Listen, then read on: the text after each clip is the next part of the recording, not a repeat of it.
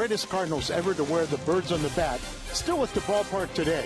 It's the 8th different decade that he's worn the Cardinal uniform. For more on the Cardinals legend, here's Jay Randolph. Albert Pujols is one of the most celebrated players in the game. But he might not be the most celebrated Albert ever to wear the birds on the bat. Albert Fred Schoendienst went for the nickname Red, and Red was one tough guy. He almost lost an eye while in the Army during World War II, suffered chronic dislocations in his shoulder, and eventually lost part of his lung thanks to tuberculosis, all before his career ended in 1963.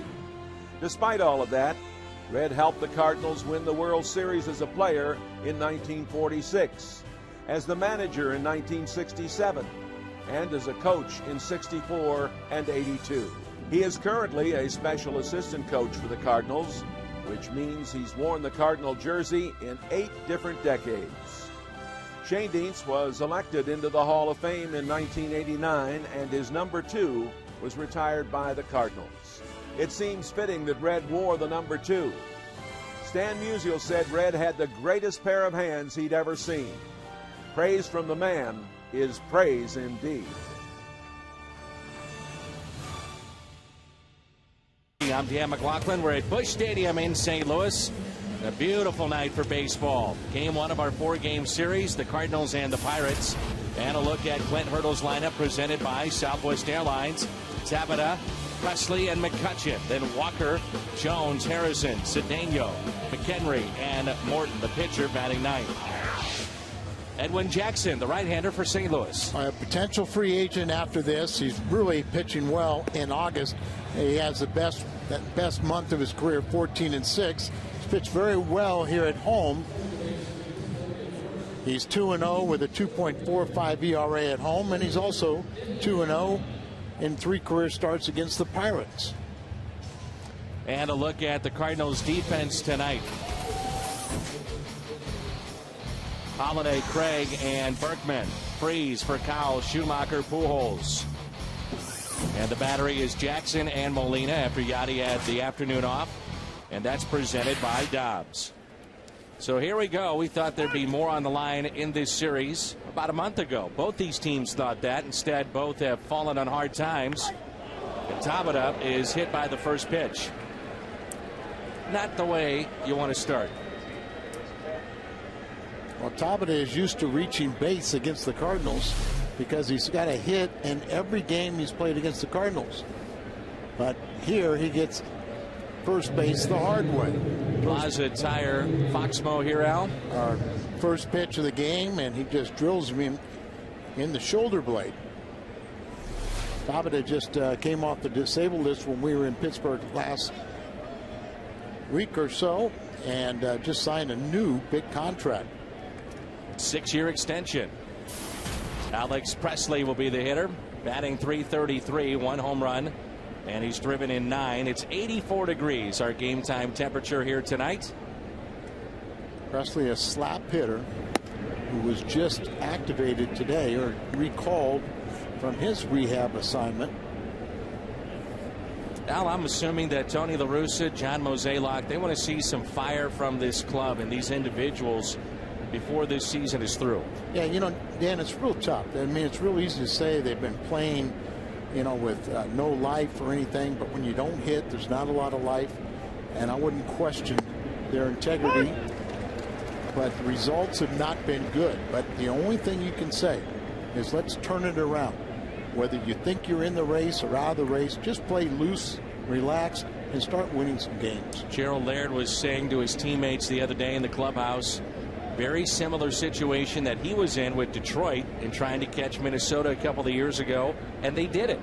He said there's no reason to think, even though it looks like we're in dire straits, that we couldn't try to make a run, especially with 6 head-to-head with Milwaukee. And that was really Tony's mindset when last time we were in Pittsburgh, is that, hey, there's been a history of a lot of teams that have had tough times. Remember, used to be Houston would have the great second half finishes. You know, Colorado a couple years ago. So it's, you know, there is history on the side that you can come from behind. 1 ball and 2 strikes. But the one key is you have to get good starting pitching. What have you thought of Jackson since he's come over? Well, you know, I mean, there's a lot of intriguing things about him. Physically, you like his presence. He's got a good enough fastball. He's got the breaking ball. The one thing you don't see is the consistency. He's been pretty consistent right here at home. And his last start, seemed like he pitched much better on the road. But there's a reason why he's been with about 6 different clubs. And he's a good guy in the clubhouse. You know, he's a fun person. There's no problem with him that way of being a teammate. Last time out, 7 innings at Wrigley Field and took the loss. That's popped foul and out of play. Well, yesterday afternoon, temperatures on the field well over 100 degrees, and Skip Schumacher telling me that he went through 9 bottles of water. Skip said that he had to get an IV after the game. He dropped about 5 to 7 pounds. And he said he never had to go to the bathroom with 9 bottles of water. He said that's when you know you're sweating pretty good. I asked him, I said, don't you think that's a little too much information for me? Well, apparently not. You just related. Well, that's what he said. He said, nope, that's the way it is. Let everybody know. But it's not like he has a big body that could lose, you know, it has a high fat content. Keeps himself in great shape. Versatile player, and we'll see if he comes back next year. Yeah, a lot of question marks. I think that's going to be the fun thing, to see what guys can respond and see what guys, you know, play themselves off of next season. And a 1-2 pitch. Ripped, and that's a double play. Riley Pujols, he'll step on the bag. 2 away here in the first. Maybe that's the luck we need to turn things around. See where he's playing after he's holding the man on, takes a step or so, got ready defensively, and he's looking at the base runner. The top of it knew that no chance to get back there. Just go to the dugout, and the Cardinals get 2 outs.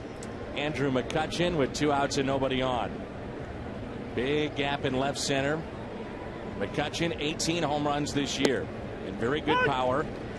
75 RBIs, and he can run a .270 average. Got 20 stolen bases. The last one was playing against the Cardinals. But he's 1 for his last 10 over the last 4 games.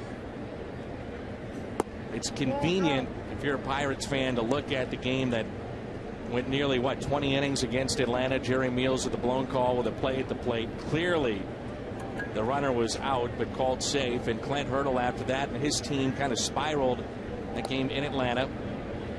And a lot of people point to that and say, well, that's when it all began downward side for Pittsburgh. But Clint Hurdle has said baseball is such a long season. Yes, it was a tough game. Yes, it was a tough way to lose, but you can't look at that one game and say that's why we've gone in this tailspin. But as you say, it started the long losing streak. And Clint is the ever optimist and the guy that probably in this situation is perfect with this young team. You know, they really have made a lot of progress. They've lost for 18 consecutive seasons. They hope they're going to change that. Got off to the great start for playing really almost 4 months. Great baseball. Just to give you an idea of the improvement, they are almost doubled their win total on the road. They only won 17 games on the road, and I believe they've got 30 already this year. Here's a 3-2 pitch to McCutchen. Swing and a miss. It's a strikeout for Jackson. No score after a half inning. Skip Schumacher leads it off for Tony La Russa. This is brought to you by Southwest Airlines. He's followed by Craig and then Pujols, Holiday, Berkman, Freeze, Molina, Percal, and Edwin Jackson. On the big averages in that lineup there. Skip Schumacher over 300 now, and has been the Cardinals' leading hitter since the All-Star break.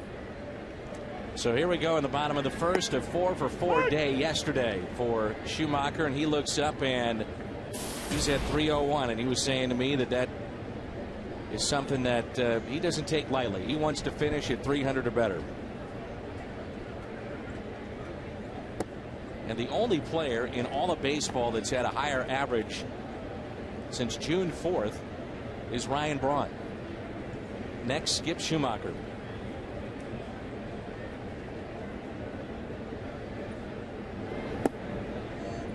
Well, if you think that you're watching Roy Halladay, it is Charlie Morton, but the motion is identical. Well, he did that upon himself. They're trying to emulate Roy Halladay. And then up the middle, tough play here, off balance throw, and nicely done by Neil Walker. Presley, McCutchen, Tabata in the outfield. Harrison, Cedeno, Walker, and Jones along the infield, and the battery tonight, Morton and McHenry. That's presented by Dobbs. Charlie Morton has the best ground ball ratio in baseball. Almost 80% of the time he'll get a ground ball out. Sure, you got the Halladay look, but his pitching coach dropped down the arm angle from a high 3/4 to just a 3/4 to allow him to get on top of the ball and get that sinking action.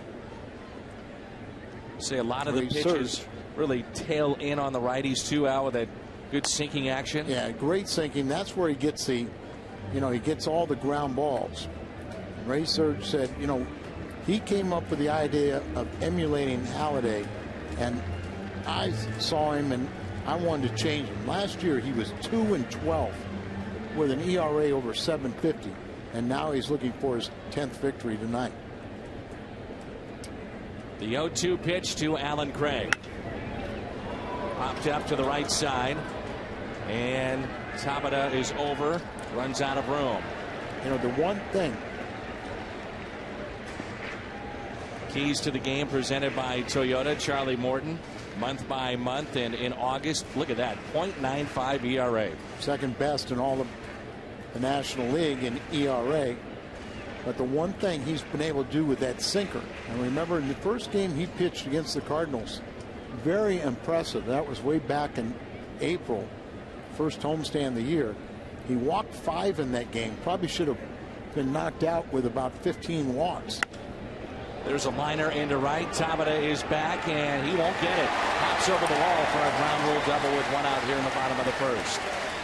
Double for Alan Craig. Boy, Alan Craig just continues his assault against Pirate pitching. In the last game he played in Pittsburgh, he had a career-high 4 hits and 2 home runs. His first multi-home run game. Ball out over the plate. He wanted it up in the strike zone, Henry, but he got it down a little bit, shoots it over the head of Tabata, and gets the ground rule double. Had a chance to MC a season ticket holder event tonight, Al, and the #1 question for John Mozeliak, no surprise. The fans want to know what's happening with Albert. And John, very open and honest with the fans, said, hey, we're going to try to re-sign him, obviously, but got to be a little give and take on both sides. You got to get things done, you hope, fairly quickly so you can take care of the rest of the club. Right. I mean, it's just to the point where that's #1 priority. But it's not the only priority.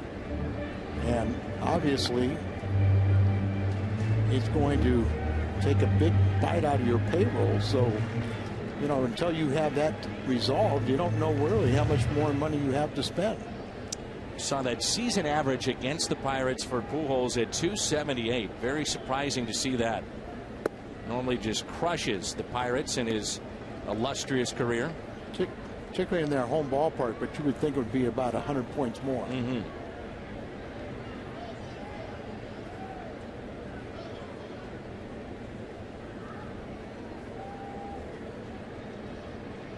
The 2-1 is hit down the left field line, and that ball is fair. Into the corner. Alan Craig will score. Pujols on his way to second base with RBI number 78. Back-to-back doubles here in the first, and it's 1-0. That RBI driving in Alan Craig, 78. That ties Berkman for the team lead. So that's also the quest for 300, and also to get to 100 RBIs is so important for Albert. One thing I've noticed already, Morton has pitched hardly inside to the right-handed hitters. That's what he did so well the first time he faced the Cardinals. Next time it wasn't quite as good. But we also said that he walked 5 in each of those starts. The first game where he won and beat the Cardinals, he probably should have been knocked out with about 15 walks, but they kept on swinging at inside sinkers.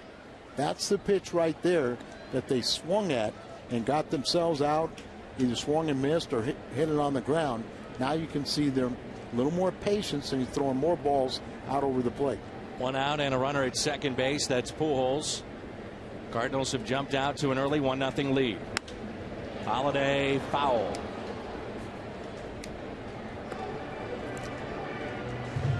One ball, one strike.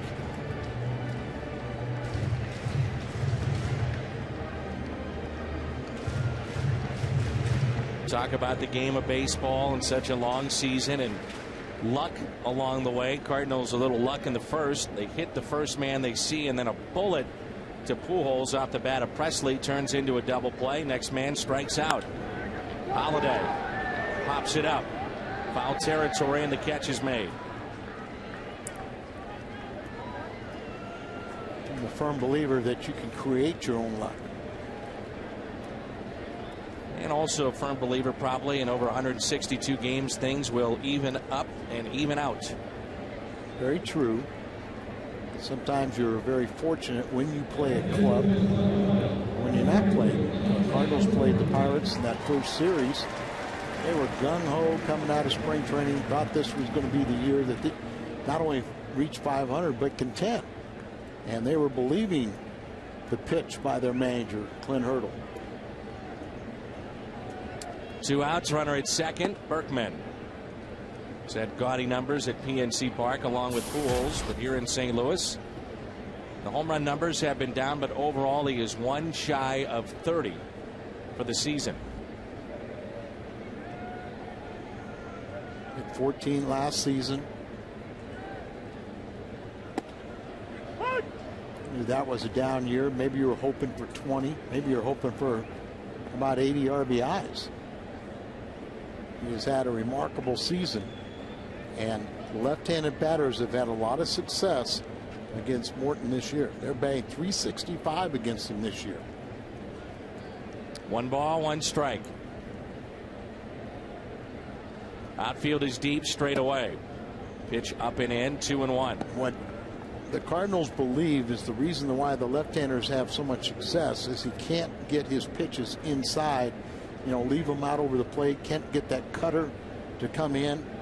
And it's one thing that Morton has really been working on a lot lately, is trying to combat left-handed hitters. Berkman, base hit into right. They'll wave in Albert Pujols. Here comes a throw to the plate. Just offline. Pujols is safe. Berkman at second base, and it's 2-0 Redbirds. Single, RBI, takes second on the throw. Well, once Albert tied Berkman, now Berkman's 1 up. Albert Pujols safe at home, safe and secure. New York life.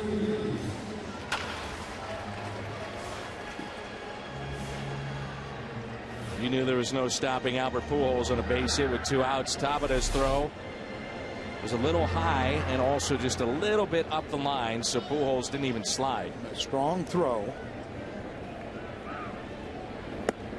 Inside to David Freese. Cardinals have jumped out to a 2-0 lead. Dan, that base hit by Berkman, example of not getting the ball far enough inside to the left-handed batter. Let's see if now he doesn't start trying to work the right-handed batters more inside with the sinker. The chopper up the middle. Cedeno makes the play, but a nice inning for the Cardinals here in the first.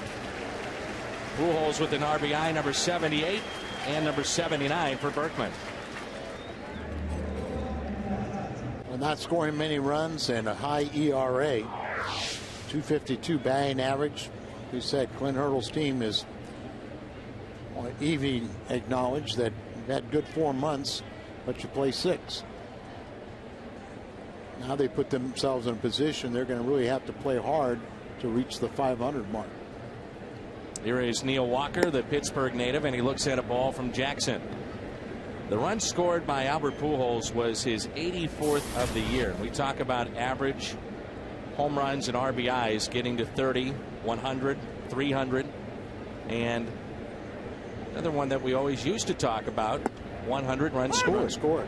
So he's at 84. And he's usually around the league leaders in that department. Albert also has had 5 straight games now where he's got a base hit in his first at bat. 0-1 pitch. 2 strikes now on Walker. Walker here, and then Jones, who had a walk-off home run off of Arthur Rhodes last time we saw Pittsburgh, and also Harrison here in the top of the second. Mentioned Neil Walker, a Pittsburgh native. He's an outstanding young player. You know, really is taking the city by storm. He and McCutchen can really build around those two. And they really like Tabata. You know, he gave him that 6-year contract.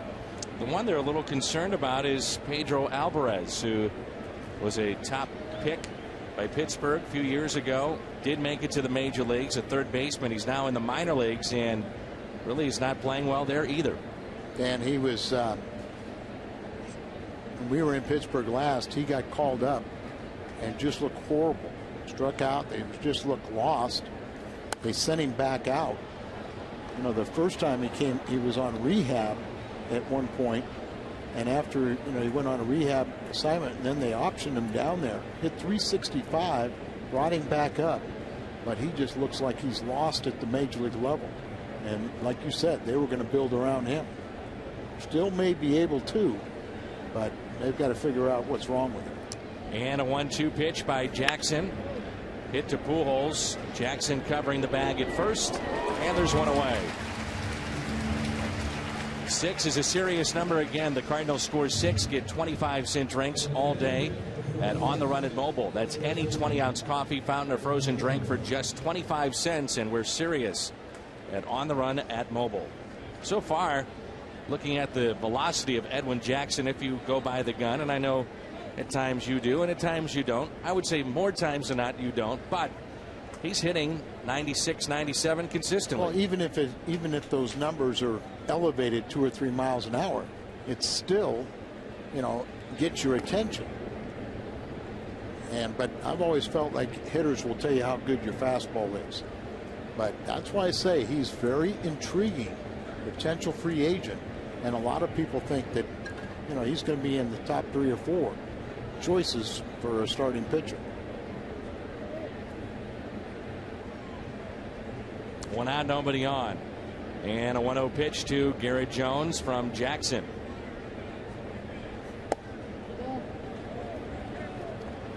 Ryan Ludwig is not with Pittsburgh currently, and the Pirates went to go get Derek Lee and they've had also Ryan Ludwig to bolster their offense, and both those guys have come up hurt. Yeah, I mean, Derek Lee hit 2 home runs in his first game, and they both coincided. Like Ludwig, his first game was like when they started the 10-game losing streak. Now, he just recently has come up with some back spasms, lower back, and they placed him on the disabled list. Derek Lee was hit by a pitch, played a couple days, but the hand wasn't getting any better, and they found he has a broken wrist. So they went out and spent some money, and it kind of so far has backfired on them. 2-1 pitch. Now make it 2-2. You get the impression, though, that you're the management of the Pirates, and at that point in time, with all the losing seasons that they have had, and the fans are starting to come out, they have a bunch of sellouts still waiting for them, that maybe they owed it to the fans to try to go out and bolster that offense if they could. No doubt about it. You know, they're also, the Pirates kind of stunned baseball by how much money they spent in the recent amateur draft. You know, they gave a record price to their 2nd-round draft pick. They gave a record price to a 9th-round draft pick. They spent something like $17 million on the draft, and also went out and bought a 16-year-old Mexican pitcher for about $6 million. So they're doing it the right way. You've got to develop. You can't do it with free agents. You've got to go out and develop these young talent. 2 balls, 2 strikes on Garrett Jones. Backhanded by Schumacher to Pujols. Nice play all the way around. The versatility of Skip Schumacher. I asked Skip if he was sore yesterday from his pitching performance the other night. I guess that, yeah, it would have been Tuesday night when he pitched. He said, no, I wasn't sore, but I'm sore today. Well, here he makes a nice play up the middle. Bounce pass to Albert over there. Throw it far enough out in front of the first baseman. Then they can really kind of gauge the hop. Comes up a little bit on Albert, but had enough time to where he could catch the ball and his foot right in the middle of the bag and get it off the bag before the runner steps on it. Here's Harrison. He looks at his strike. Skip Schumacher also said the reason that he didn't feel all that sore was that he was telling us he's a big believer in long toss and does that a lot during the week. Well, people ask me all the time, what do you recommend your kids do? Over David Freese and into the corner, and it's a base hit, dug out by Holiday. Josh Harrison with a 2-out double.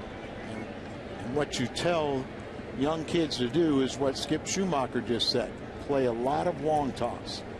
You start out at a short distance playing catch, and then once you get loose, you slowly take a step back or 2 after every throw, and then get to the point where you can your maximum range and then throw from that point from another 10 to 20, depending on how old you are and how conditioned you are. We saw that he was throwing free and easy, hitting the gun at 92, 93 miles an hour. And I said, it looked like it was natural for you. And he said, well, I pitched every level that I ever played at except professional baseball. He said he even closed out some games when he was in college. And scouts really noticed that arm. He says, I'm a one-tool player. He said, I can throw. And he said, if I needed to, I probably could get it up there to 95, 96. He has been clocked that high. But he has a lot of heart, so that one tool is a lot more to me. That's a really intriguing guy to me. Schumacher, I'd love to see him back just because of his versatility, and he does mean a lot inside that clubhouse. There's no doubt about everything you said, but how much money do you have, right? Yeah, well, I mean, not only that, but you also have to not price yourself out of the market. I don't think he would do that, Al. I don't think he would either. I think he is well-grounded. Yeah, that he's a versatile guy and can be that guy and stay in this game a long time. And it's one thing, if you're going to be a guy that plays and starts a few games at second base, you're going to play the outfield in a sparing fashion. Here's a fly ball lifted to center, and what you're talking about is the total amount of at-bats and how much you have to pay a guy. Jackson strands a runner at second base midway through 2, and it's 2-0. Yadier Molina will lead it off. Cardinals with a 2-run lead. RBIs for Berkman and Pujols. Career high in home runs for Molina with 11 this year, and a foul ball off his ankle or his foot. That seems to be the pitch that you were talking about, Al, with right-handed hitters that bore down in on him. Well, when we saw him the first time out, we had never seen that sinking action, and the Cardinal hitters haven't either from Charlie Morton. And so they swung at so many pitches that were inside, that were balls, just like this one. And he pays the price for it, fouling off his front foot. Yadi's had a remarkable season. Cards pulled a club option for him that can't imagine any way that would not be picked up. Career high in home runs for him. 1 ball, 1 strike on Molina. And if you're a GM, you're thinking not just of 2012, but you also think beyond and trying to pay Molina, Wainwright, and some of the others that could be up. And Yadi hits it into center field. McCutchen is back near the wall, and he's got it. Not only has McCutchen developed into a very fine hitter, but he is flat out can track down the baseball. This is an easy one for him, but watch here. He feels the change of surface underneath his feet going from the grass to the dirt. but does a smart thing there. He knows he's getting close to the wall. He kind of has a sixth sense about that, but he reached back there also to know where it is, and so it's not a surprise to him. Put your back up against the wall and he makes the catch. Slapped the other way for a base hit. Rafael Furcal. I like him right now in the 8th spot. You know, Ralphie just not swinging the bat like he did earlier in his career, and Schumacher's a hot hitter, so put Ralphie in the 8th spot. What about Furcal? Just like Schumacher earlier, just getting his timing back. Remember, this is a guy that has missed a lot of time this year. There's no doubt about it. He's missed 60+ games, you know, with a fractured left thumb and then an oblique muscle strain. Missed a couple days, you know, over the weekend with the thumb injury sustained in Chicago in a freak accident out there and tripping over a broken board. He's leaning towards second, but back to the bag as Morton stepped off. He has 298 career steals.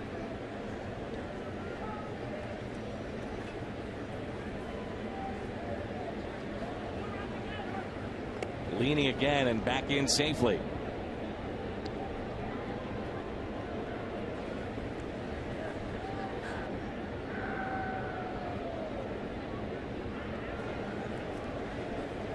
Third baseman playing in for the Pirates. They'll hold it first. 2-0 lead. Jackson offered at it, and it's a strike. Jackson hitting 273. 11 at bats, but 3 hits. Didn't look comfortable. He does have 1 sack this season and 7 in his career. Showing bunt again. Outfield shades him to the right side. Will he bunt here? He does, and bunts it foul for strike 2. The bat in fair territory. Tomorrow night it'll be Westbrook trying to pick up his 11th win of the season against James McDonald, who was 8-6. Saturday, Chris Carpenter and Brad Lincoln. Cal Loesch will go against Jeff Karstens on Sunday. No balls and 2 strikes.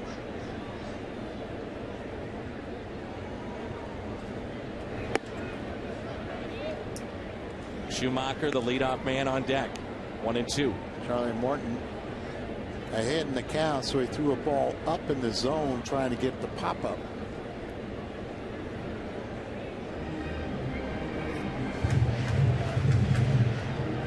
And now the catcher out to visit. Another reminder, our 2-day sale for those $5 tickets in honor of the 2000th hit for Albert Pujols, September 5th, 6th, and 7th against Milwaukee.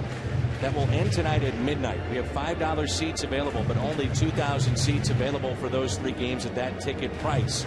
$5 seats. Cardinals.com/5. Available until midnight tonight. The 1-2 pitch. 2-2. Well, we've seen Tony La Russa. He said to us he'd like to generate some offense, get something going. Might want to do it here on 2-2. Would you start for Cal? Well, you could start for Cal. You could put a little hit and run on. You know, I mean, just kind of butcher it down. If it's, you know, we've got a lot of defensive parts moving all around. Pirates not quite sure what could be on, so you throw over and maybe the batter gives away his intentions.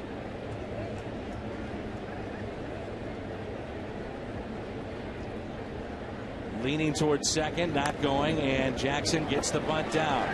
Only play is to go to first for Cowell. Thought about going to third as Josh Harrison, their third baseman, was all the way in, ready to field that bunt. Sacrifice is good.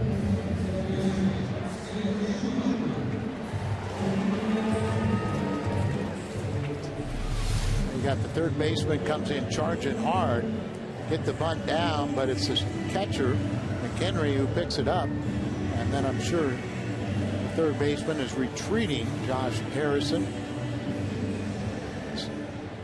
Ryan Doman had very good offensive games against the Cardinals last time in Pittsburgh, but he is noted as not a very good thrower. Cardinals really didn't try to take advantage of his weak throwing arm in that series. Here's Schumacher. After grounding out his first time up, he's 0 for 1, back to an even 300. Taps it foul. It's another aspect of a guy that throws a sinker or a cutter coming in on you, that how many times they'll foul a ball off their shin or foot.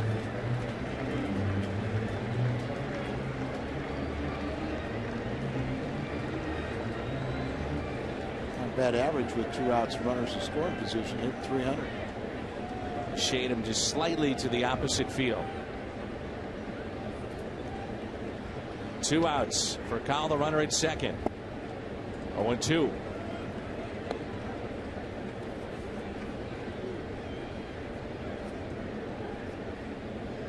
Pirates at 61 and 68, 15 and a half back. St. Louis 67 and 63, 10 games back in Milwaukee. 1 ball and 2 strikes. They love McHenry defensively behind the plate. Like I said, Doman, who broke his ankle, missed about 2 months, so it created an opening for McHenry. They really, as you said, like the way he handles the pitching staff and blocks balls in the dirt and everything else about catching. But Doman came off and just had a big series, one big game against the Cardinals. On 1-2. Schumacher fists it into shallow center. This will get down. That's a base hit and an RBI for Skip Schumacher. Verkal scores, and it's 3-0 St. Louis.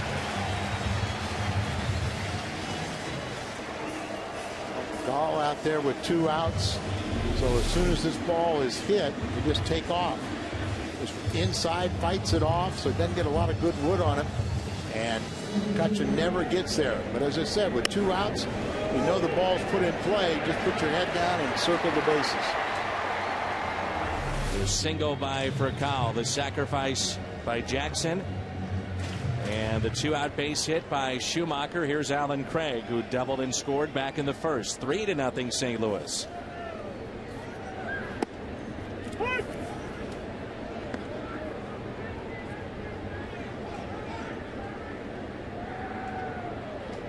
Well, you talked about it. It's the largest single season improvement in road win percentage since 1900 for the Pirates this year. 17 and 64 last year.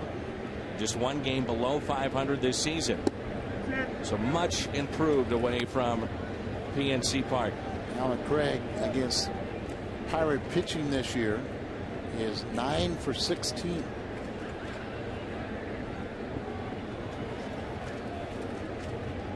Hitting ahead of Albert. The 1-1 pitch.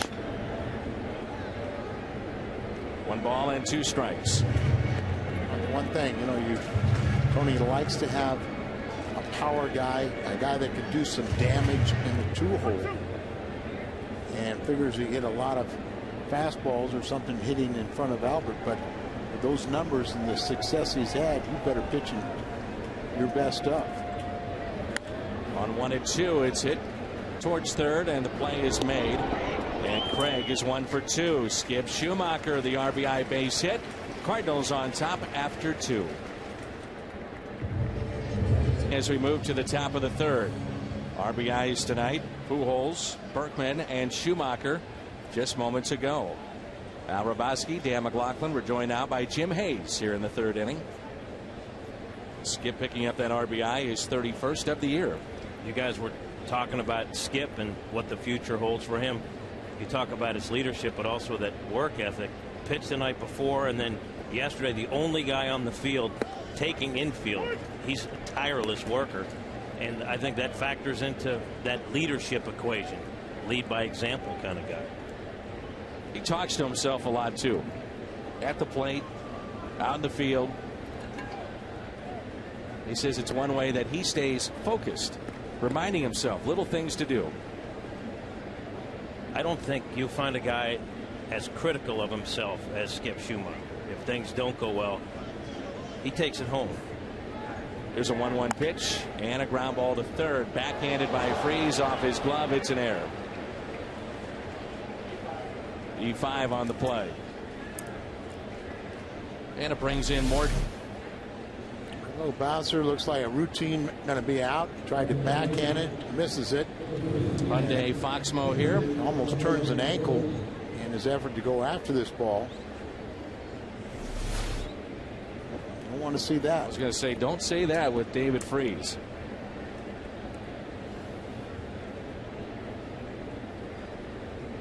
So a runner at first, and here is Morton.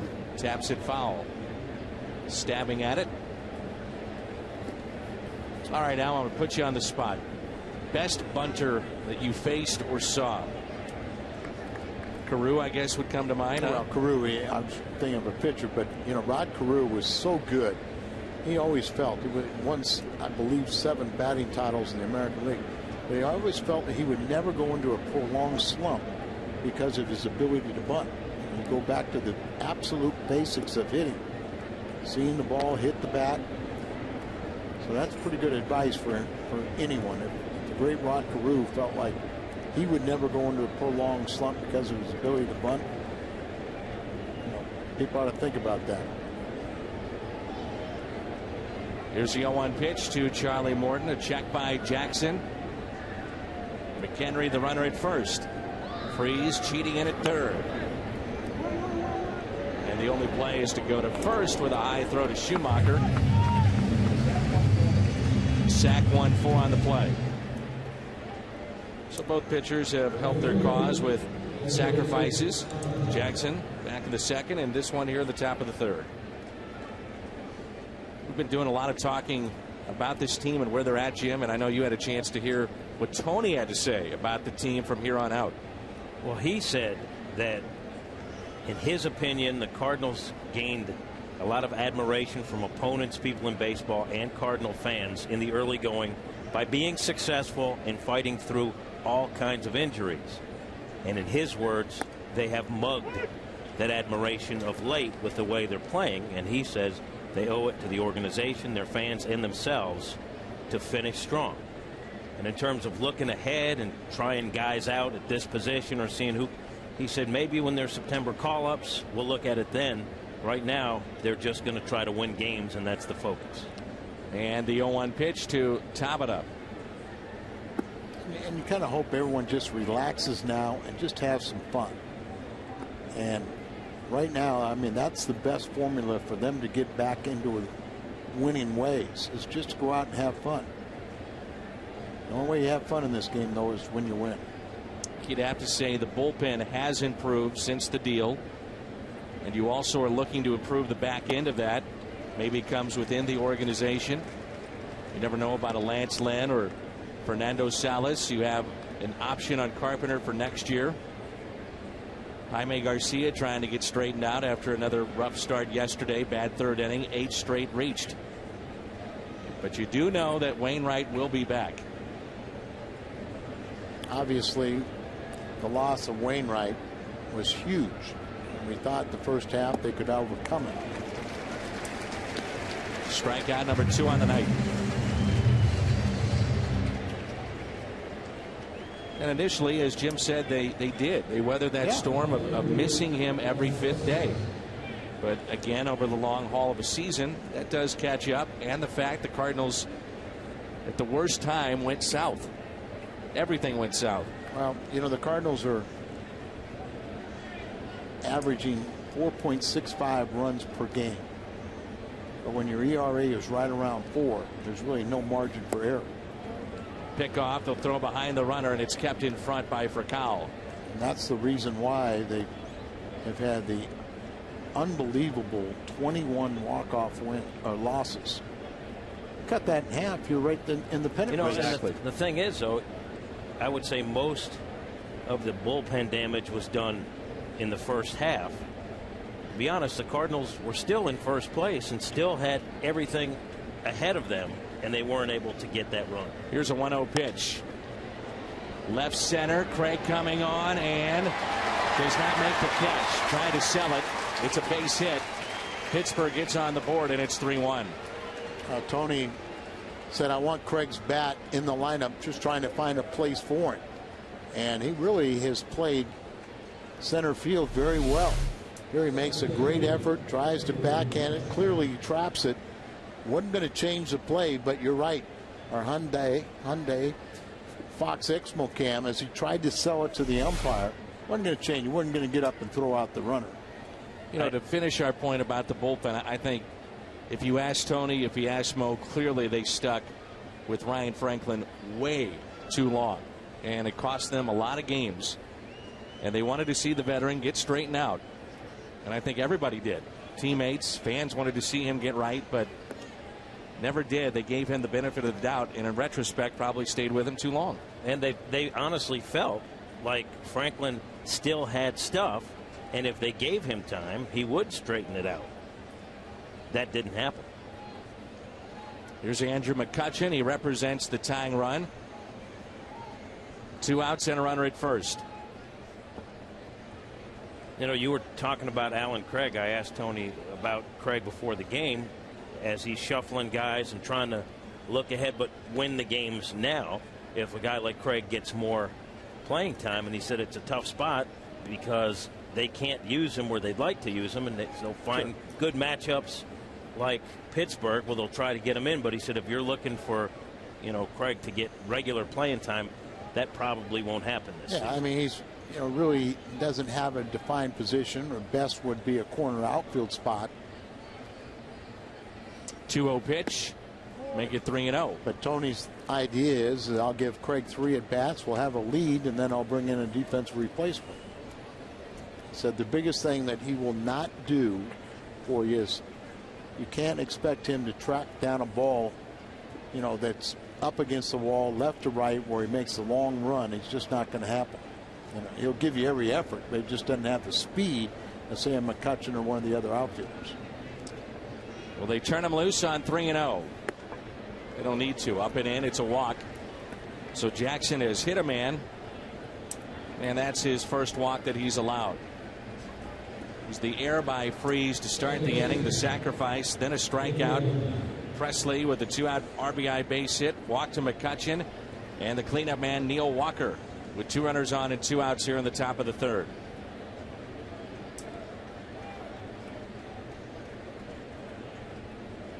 Walker grounded out to Pujols his first time up.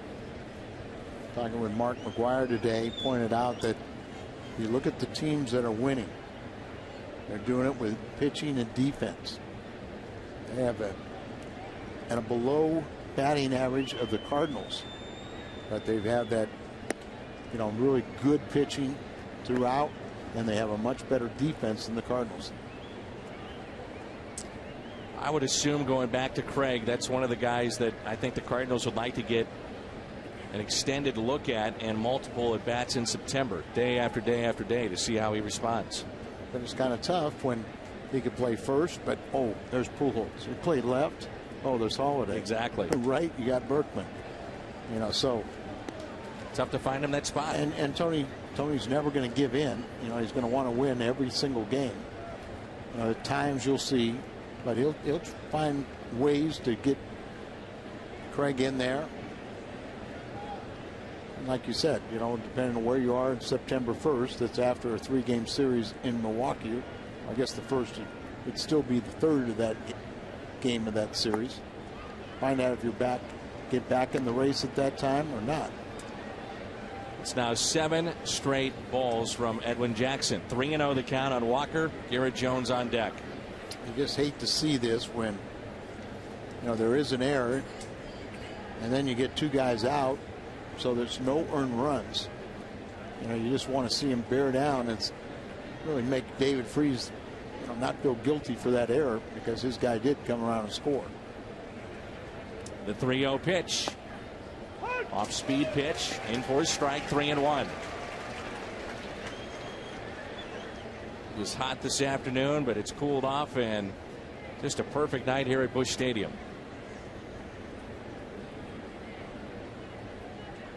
And Walker with 75 RBIs.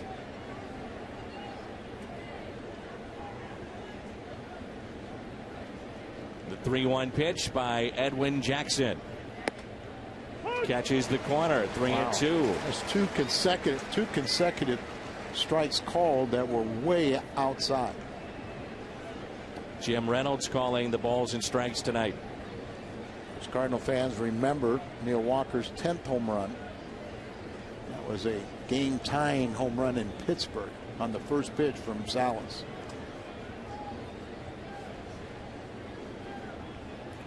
Runners are going with this pitch.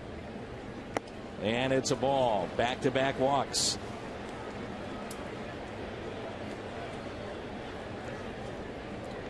You can follow every Cardinals game through Game Connect on FoxSportsMidwest.com. As you watch the game on television, you can join the conversation about the game on Twitter. Track trends and stats. It's Game Connect. Find it at FoxSportsMidwest.com. Eric Lilliquist, the acting pitching coach, bullpen pitching coach, still with the absence of Dave Duncan, and good time to wish a speedy recovery to Janine Duncan. Thoughts and prayers are with her and her recovery. So Cardinal bullpen coach is taking over the duties in the dugout. Bases loaded for Garrett Jones.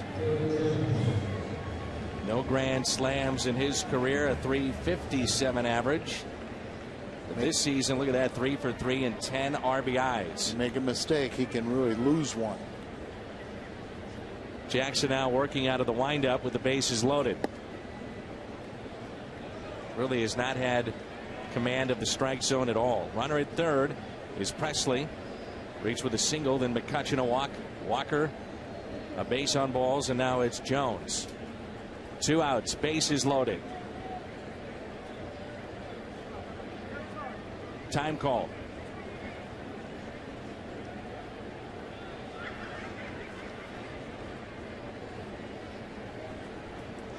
The big three coming up for St. Louis. Will it be a 3-1 lead? The next taken for a ball. 2-0. Got the good fastballs, got a good breaking ball. Just got to attack the strike zone. Third inning yesterday that got to Jaime Garcia, gave up 6 base hits, 6 runs, 8 reached. There were 8 straight. The 2-0 pitch. 3-0, nowhere close. Remember, it was 2 walks and then 6 straight base hits off of Jaime. Didn't record an out till the 9th man, which was the pitcher bunting in a sack situation. And the game was over from that, and that was right after, you know, his teammates, Skip Schumacher, got him a 1-0 lead. Let's try to forget that and watch this. The 3-0. A sarcastic cheer from the folks here at Busch Stadium. You know, if he hits a home run, he hits a home run, but you can't walk him.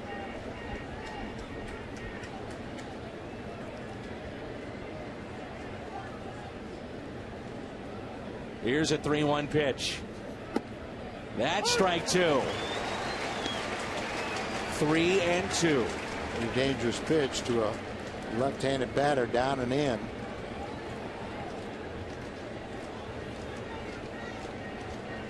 Big pitch right here. 3-2 on its way. Line drive into center. 2 runs will score. And the Pirates have tied it up. It's 3-3. A real critical mistake there. Running the count to 3-2 with 2 outs. You know, then you've got the merry-go-round, you got the runners going. So instead of a ball like that producing 1 run, it ties the game as 2 runners score. Maybe the best pitch he threw of the sequence, out away from him, but he just level swing, hits it out there. With the runners moving, 2 runs score, and still in a jam.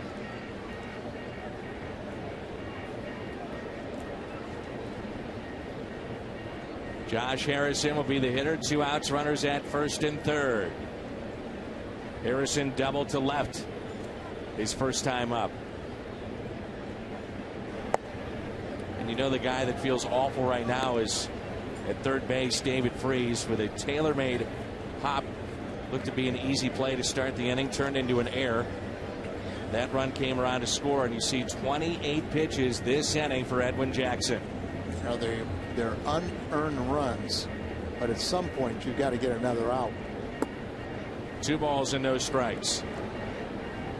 Just because they become unearned runs doesn't mean you just relax, and I'm sure Jackson is not doing that, but you really got to show that you're going to fight your way out of it. Runners at first and third. 2 down, 2 balls, no strikes. In a 3-3 ball game here in the Pirates half of the third. The next by Jackson. He misses inside. 3-0. You see the talent, Al, but then you also see innings like this. That's what, I mean, if you just judge his physical ability, his size and everything else, you say, all right, we got something. But then you see the inconsistency and you take a second thought. Inning started with the air by Freeze, then a sacrifice by Morton, strikeout of Tabata. Presley, the RBI single, walk to McCutchen, walk to Walker, and with the bases loaded, Jones delivered a 2-out base hit to score 2. Here's a 3-0 pitch to Josh Harrison, and there's a strike. 3-1.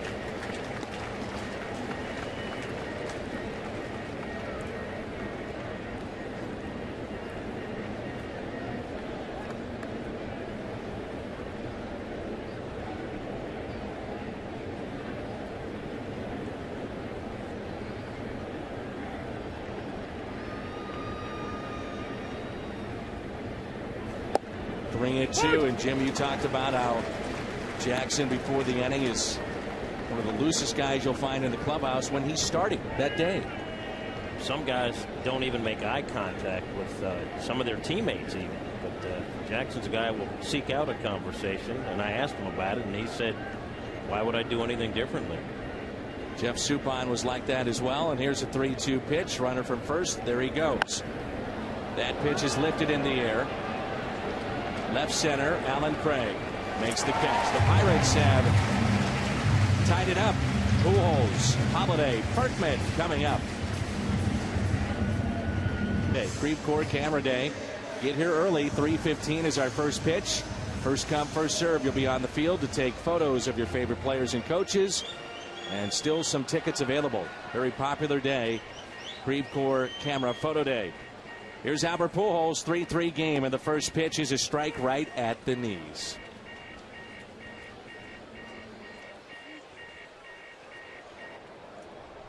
Matt Holliday on deck, and then Lance Berkman. And a ground ball that is hit to short. Bobble by Cedeno, but Pujols is retired. And Albert is 1 for 2. First time up, RBI double. Fox Tracks is presented by Missouri Lottery this half inning as Matt Holliday will dig in for the second time. Popped out to first.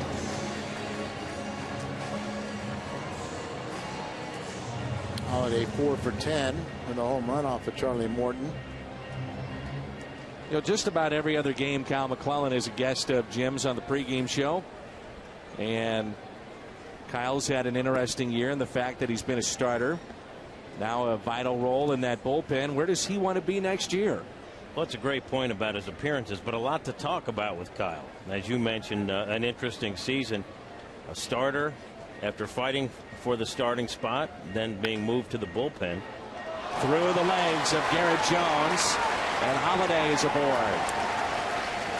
And Kyle says he will do whatever they want him to do, but given his preference, he would rather be a starter. But he thinks in the long run, just the experience of getting to do both will help him. Here's Berkman.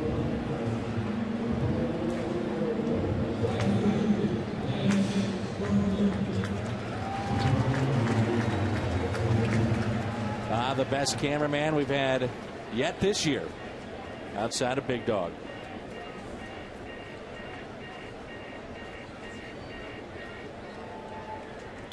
Why did Mike let him take that from him?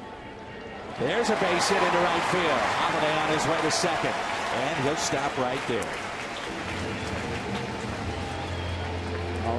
Berkman 2 for 2. Garrett Jones, first baseman, holding the runner, and he just hits it beyond the reach of Garrett Jones into right field. Well, the Cardinals had an error by David Freese that led to a 3-run inning. Let's see if Freese can make them pay following the error. .361 average with runners in scoring position. The Cardinals' last 10 games have hit under 200 with runners in scoring position. And he looks at a strike at the knees.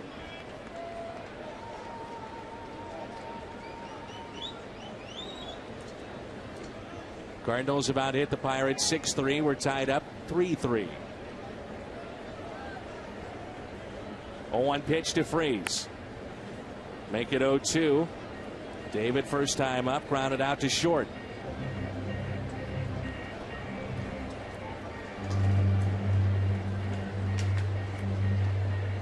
A happy fan right there. Got a foul ball and a souvenir.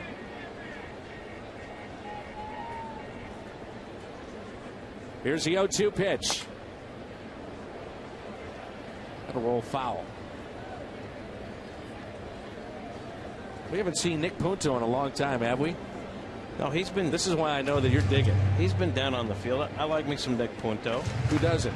He's dealing with an oblique strain, and he's now actually hitting, and he feels like not too long before he's back. September call-ups, he'll be part of it. He's hoping to go on a rehab. Time is running short, and then would not come to the club right now until they expanded rosters September 1st. You would think we'd see probably Tyler Green. Al, you mentioned that Nick Stavino has put up incredible numbers this year at AAA. The only problem is he's not on the 40-man roster. Sure, and Stavino the other night hit his 27th home run and drove in his 100th run. Did that at the minor league level. That's accomplishing something. And plus, when he was up here, he found a little niche as a pinch hitter too. Yeah, no, I mean, they took a chance, took him off the roster, and it worked because he stayed in the organization. But after those numbers, I'm sure he'll get there'll be some interest in him. Hopefully, it'll be with the Cardinals. It's a count of 2 balls and 2 strikes. Freese bounces into a 6-4-3 double play. Jim, unbelievable job as always. We'll see you on the post-game show. We're tied up 3-3 here on Fox Sports Midwest. We'll hook up with those folks in Afghanistan. It's a Friday night, September 2nd. Hope you join us. Ronnie Cedeno looks at a ball, and we're underway in the Pirates' half of the 4th.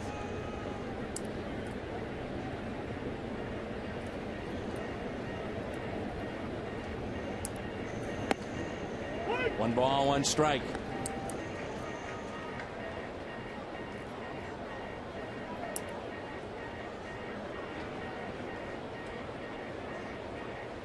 Both teams have left 3 on, and that's hit down the left field line in trouble. Holiday over. One hops off the wall, and Ronnie Cedeno, who has given them solid defense at shortstop and also hit okay, picks up a double. And Cedeno is 1 for 2. He's been just fine. He's always hit Cardinal pitching, and you're right. You know, getting a chance to play every day. Of course, that pitch right up over the middle of the plate should be hit.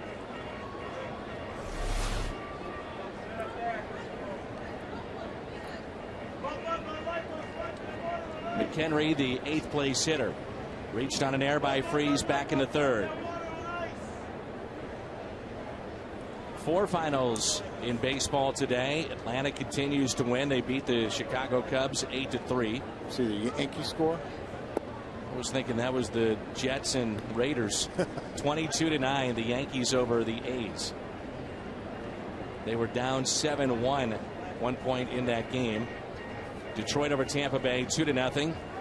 And Baltimore beat Minnesota 6-1. We understand that Jim Thome has been traded to the Cleveland Indians, where it all started for him. Yeah, picked up on waivers, and then they made a trade, and so Thome will go back to where it all began. He was hopeful that number 600 would come in Cleveland, and I'm sure that'll be a big draw, as they're in the middle of the pennant race.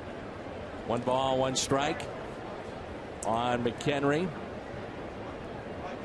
Runner at second is Cedeno.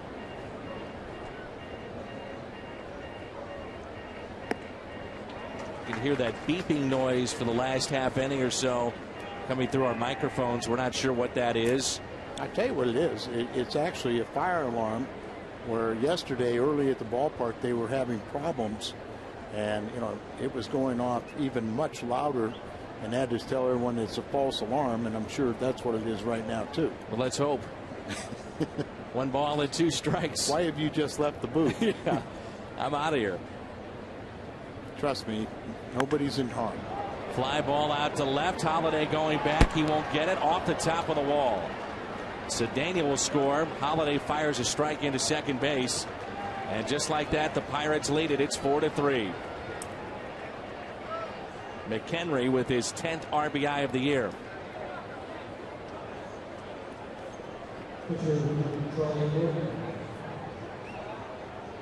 Just missed a home run off the top of the wall. Holiday plays it perfectly. He knows he can't get back quick enough. Puts up his glove to try and deke the runner, and then plays the carom off the wall. Maybe a foot or two from going out of the ballpark. Gets the ball back in quickly, and they trade places, and they have the lead. The pitcher with a sacrifice here. Pujols thought about going to third. He had him. One of the few times that he doesn't go there, but he does get the shore out at first base. They would have had him, and he's got his back turned, and a lot of times it's somebody's got to yell third base. As Foucault got over there, and Albert didn't take that opportunity, got the sure out at first. Tabata has been hit by a pitch, then stranded in the first, and struck out swinging back in the third. 1 out runner at third. 4-3 Pittsburgh. Cardinals have out hit the Pirates 6-5 in this game. Big gap in left center. Back to Jackson. They've got the runner hung up between third and home. Nice play by Jackson. Tags him out, and that saves a run. A very nice play right there. Gerald Laird played it, run down perfectly in last night's ball game, and that was perfect by Jackson. A good athlete. Hyundai Exmo Cam sees him deliver the pitch. After that, you become a fifth infielder. Fields his position. He checks the runner, and then he runs at him, trying to run him back to third base. He started to come home, but he closed the gap enough to where he could touch him for the out, and also the runner can't go any more than to first base. Alex Presley, the second man in this lineup for Clint Hurdle. Runner at first. Presley lined into the double play back in the first inning, and also has a run scored RBI single.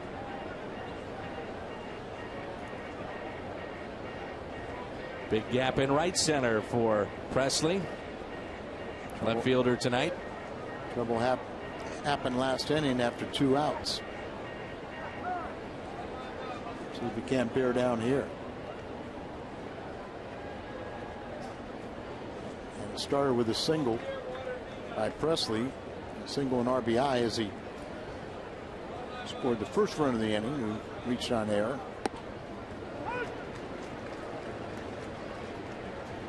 Presley just came off the disabled list. Saw him in the Pittsburgh series, and he was very impressive the first time we were in Pittsburgh. Second time he was on the DL.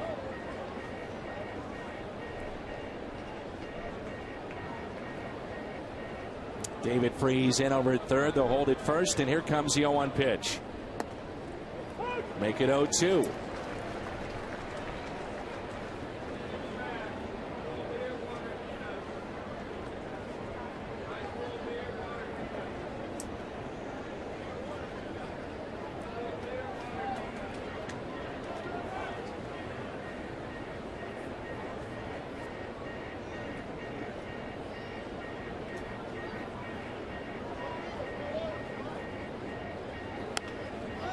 Runner is going, and it's popped up.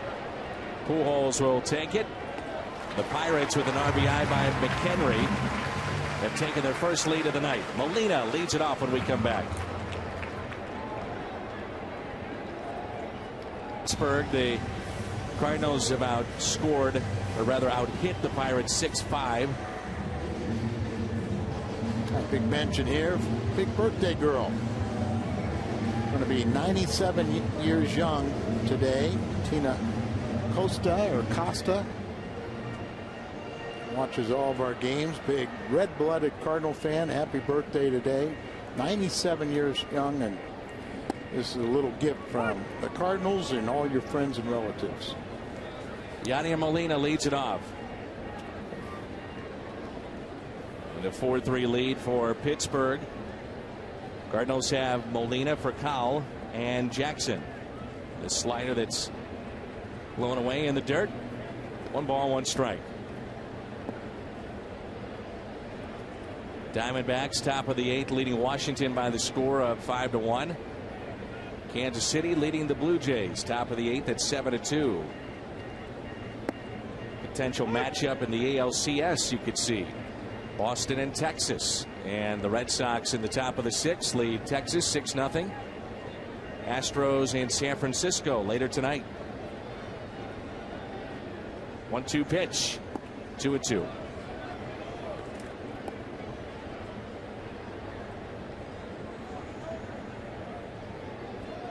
Not seeing as many pitches inside tonight. Just enough to keep hitters honest. See how Yachty way off the plate.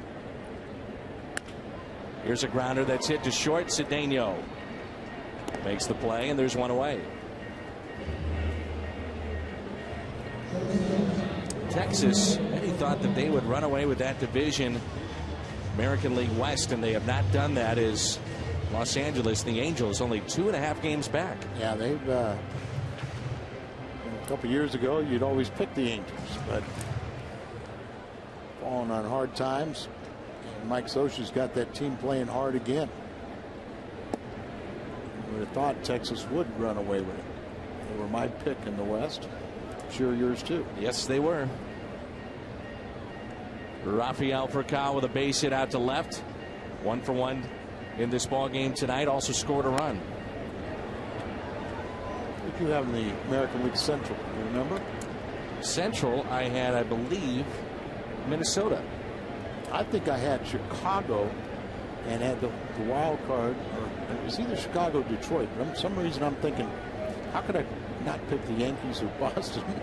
I had picked Boston to win, but you know, one of those. I think I picked Detroit to be the wild card. Yeah, one of those is going to be the wild card when you think about Boston or New York.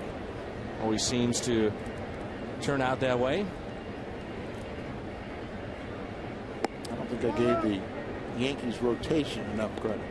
They've had some surprises, definitely. Yeah. Bartolo Colon, Freddie Garcia. They've had a young player come up and really give them some stability as well. They have Sabathia, A.J. Burnett. Back into games, you still have the great Mariano Rivera. He's been having his problems this year, too. Not cutting as much. Nope. That great cutter that he possesses. 1 pitch pitcher, the cutter. It took him 20 years to get used to it. It's amazing. Furcal hits it to the right side. Nice play by Walker. Gets up on the outfield grass and makes the play.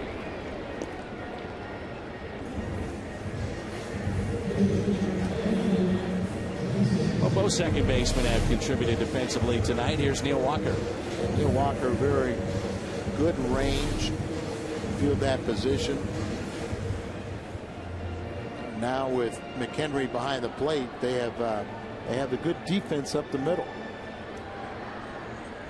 Ray Surge, the pitching coach,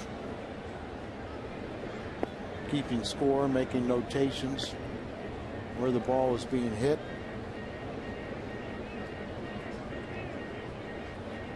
Edwin Jackson is the hitter. And the 1-0 pitch swung on and missed. 1 ball, 1 strike with 2 outs and nobody on. He was swinging. As you mentioned, he's a pretty good athlete. And we've talked about that he can swing the bat a little bit too.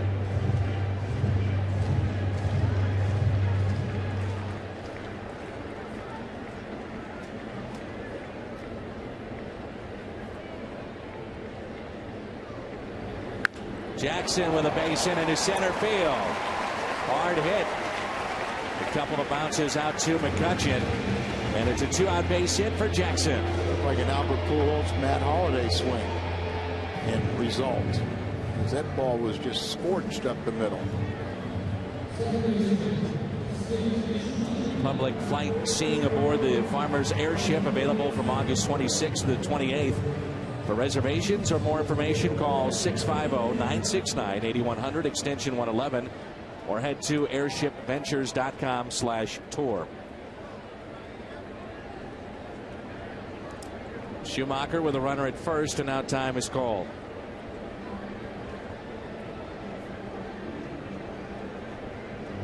Playing night game tomorrow. We're on the air at 6:30. Westbrook and McDonald. It's a 3:10 first pitch on Saturday. Then Sunday, 1:15.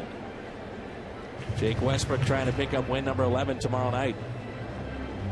To tie Kyle Loesch for the team lead. Jackson's trying to pick up his combined 10th win.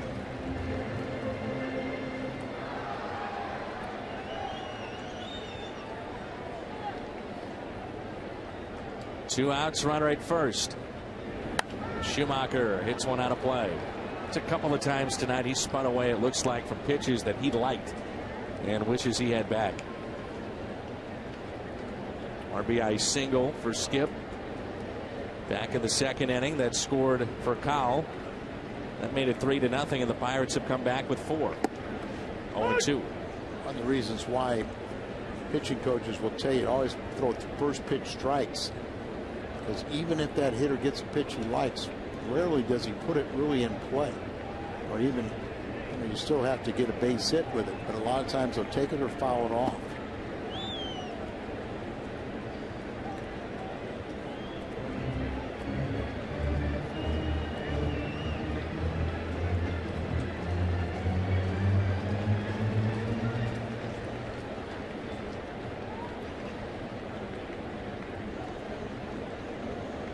One-two pitch to Schumacher. On the outside corner, strikeout is Skip. He's 1 for 3 on the night. Pirates lead it. It's 4-3.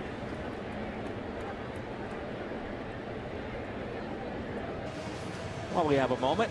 Let's take a look at our AT&T trivia question. Who was the last Pirates closer to save 30 games in one season?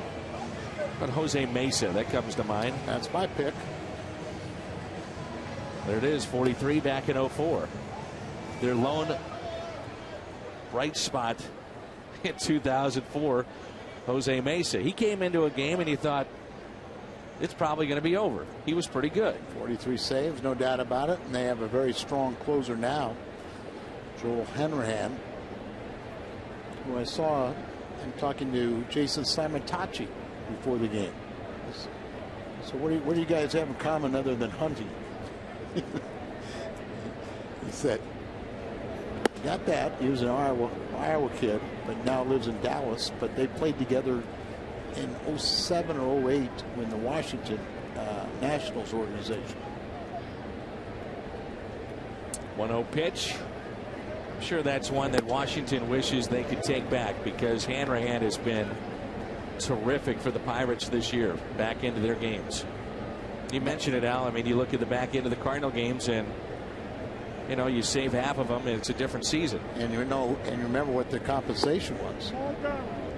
Niger Morgan. That's right.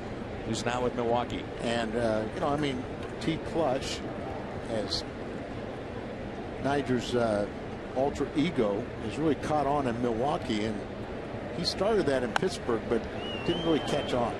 Here's a high fly ball into center. Alan Craig makes the catch.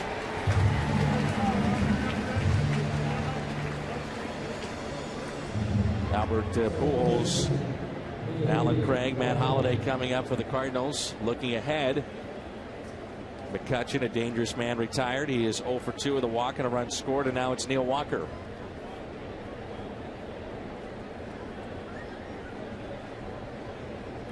McCutchen and Walker are tied for the team lead with those 75 RBIs. There's a strike, and it's 0-1.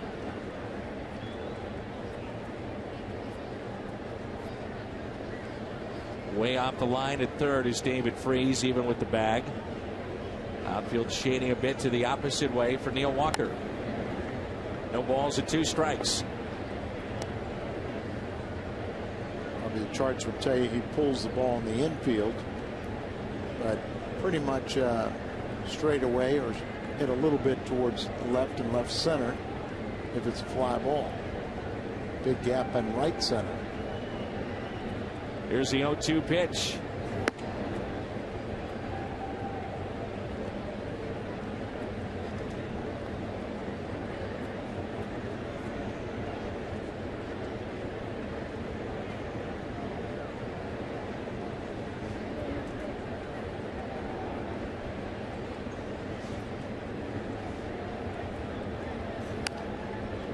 We'll do it again at 1-2.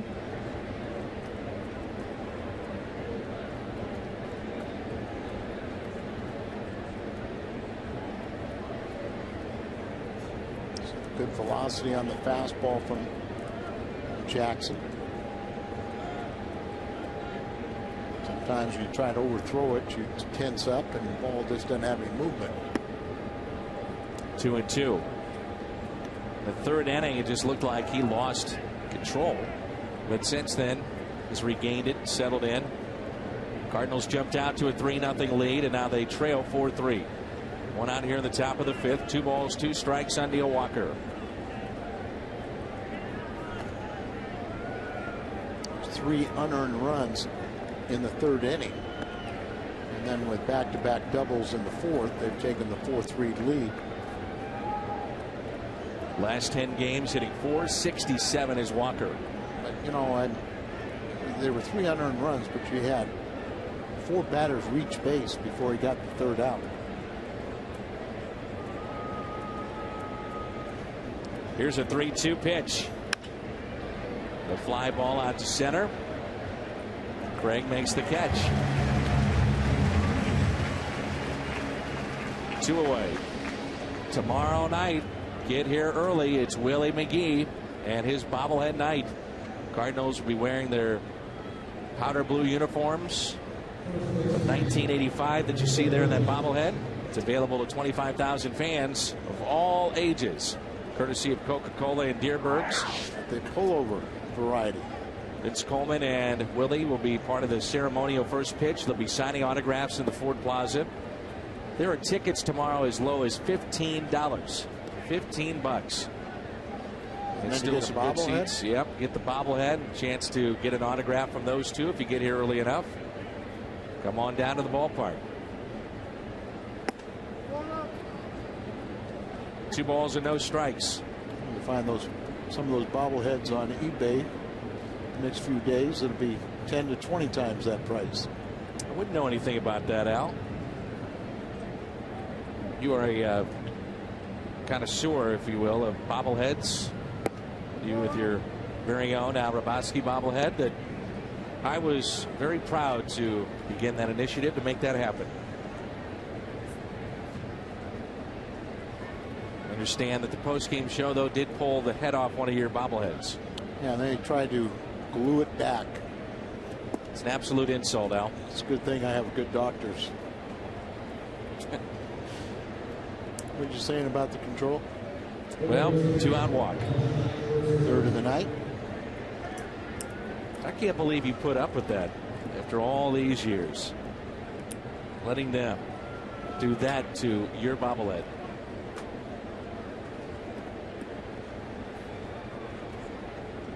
There's Josh Harrison.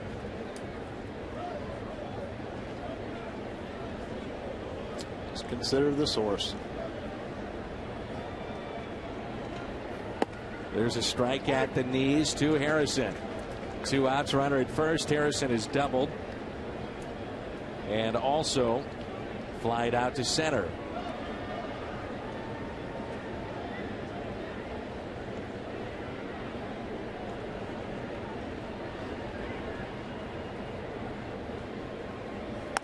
And a ground ball that's hit to short for Kyle, charging on the run, makes the play.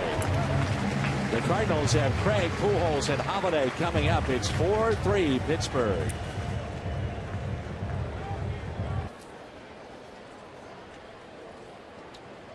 Sue Walbacher is celebrating her birthday with us here in the booth.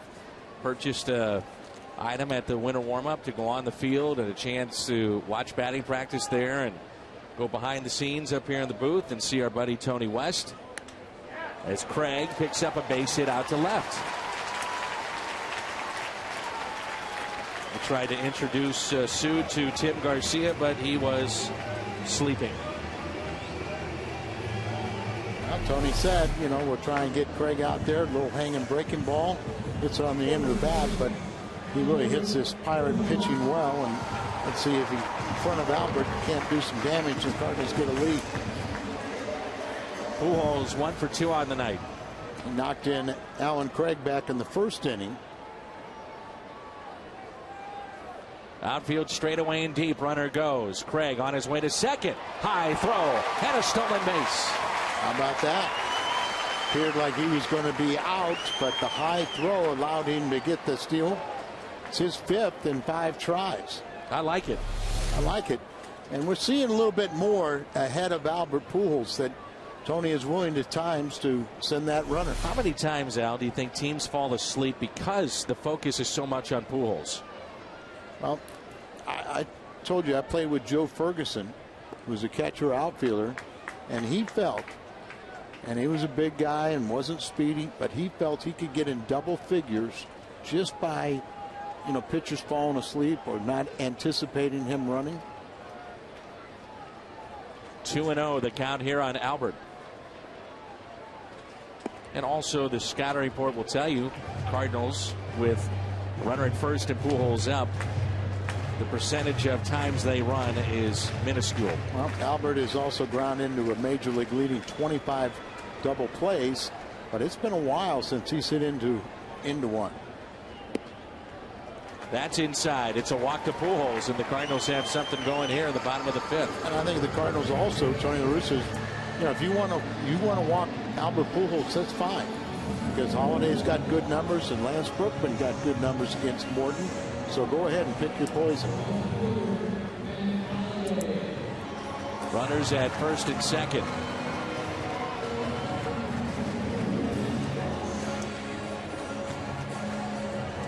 Winter warm-up, by the way, we're talking about that. They've raised Michael Hall and his crew nearly $20 million, and 100% of that to kids back in St. Louis and around the area.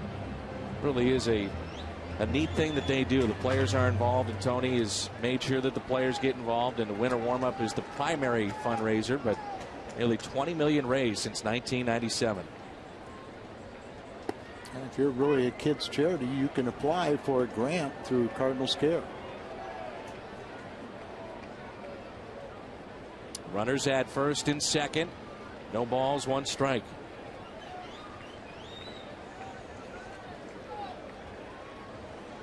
Holiday not happy with the umpire. Umpire not happy with Holiday.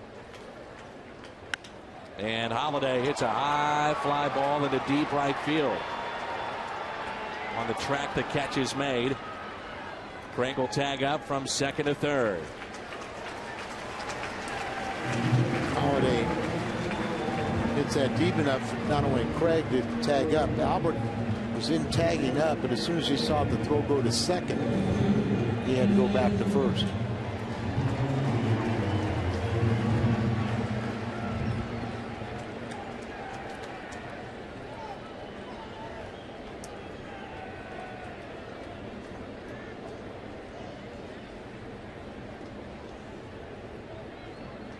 Brookman 2 for 2 on the night. He is now 7 for 12 with 2 home runs against Charlie Morton. A .363 average with runners in scoring position. Runners at first and third.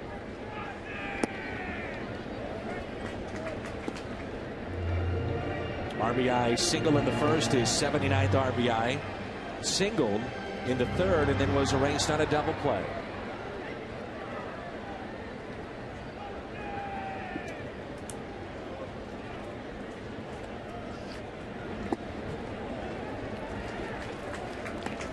Two balls and no strikes.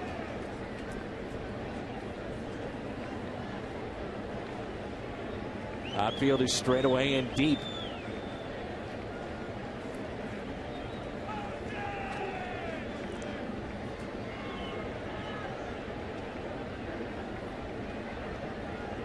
Time called by Berkman.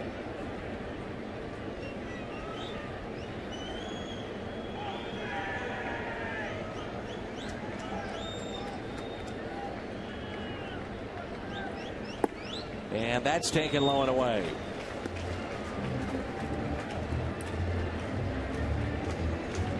Remember we said lefties this season at bat 365 off of Morton. They're trying to work on getting the cutter or the front door sinker to the left-handed batters. And that's a walk. Bases are loaded for the Cardinals. What a chance here for David Freese, and you know he wants to atone for that error back in the third. Just got to go up there and just forget about that. He's a good RBI man. He's already established a career high in home runs and RBIs.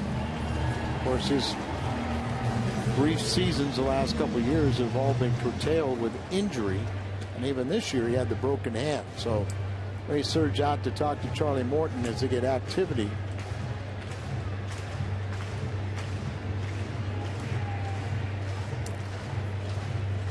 Bases loaded for Freese. LaRue warming up, right-hander. David Freese has grounded out to short. First time, 1 out. Second time, grounded to short, turned into a 6-4-3 double play.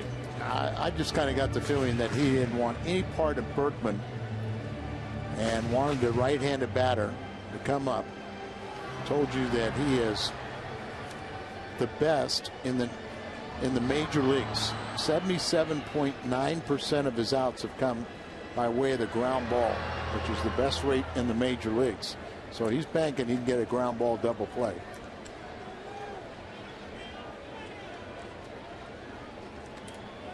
First pitch to him. Taken for a ball inside. This crowd is ready to erupt over something. It's been such a frustrating start to this homestand. You can see the crowd here. Hopefully they'll have something to cheer about momentarily. 1-0 pitch. 1 ball, 1 strike. Just a great outing by Chris Carpenter on the first game of the homestand. 8+ innings. Then saw that become a very tough loss. Then just a couple blowouts by the Dodgers. Freese fights it off. Little blooper down the right field line. It is a fair ball. 1 run is in. Here comes another. That's Pujols. He scores, and the Cardinals are back on top. Thanks to David Freese. It's important. We're looking for the ground ball double play. And David Freese, he doesn't hit the ground ball. It's a quail, and just slicing away from the right fielder. And look at Albert. He follows Alan Craig as he was right on his tail. Second run scored for Pujols. Second run for Alan Craig with his 2 for 2 night. Big 2-out RBI, and that's going to be it as a double switch will be made.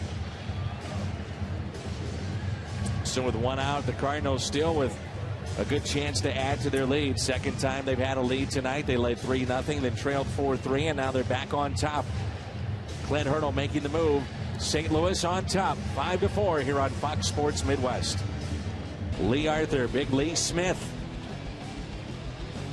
recording a save. 5-2 at Busch Stadium, earns his 300th career save. Tied him with Bruce Sutter at the time, and that was it. You know, that little video reminded me of how slow it took him to get from the bullpen to the mound. He just looked tired getting that final save. You know, getting the final outs. Big Lee. Chris LaRue is claimed off of waivers from Florida.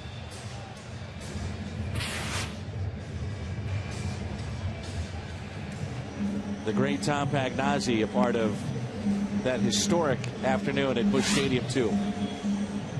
Also saw Jose Oquendo in the background. Luis Alicea. It's our Chevy call to the pen.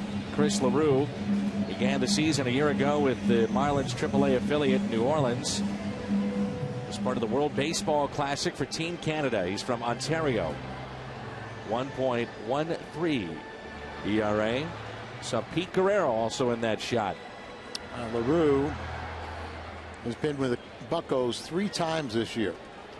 Most recently was recalled on Monday, and he struck out 3 of the 7 batters he faced in 2 scoreless innings. He's been scored upon just once in his first 7 games for the Bucs.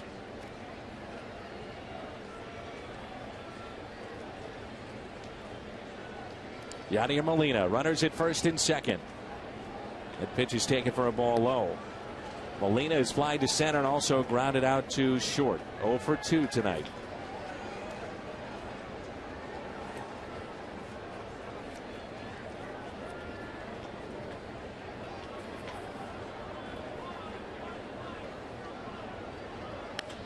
Yadi hits it in the air to center field.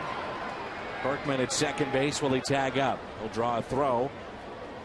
1 hop to the shortstop and cutoff man. 2 away.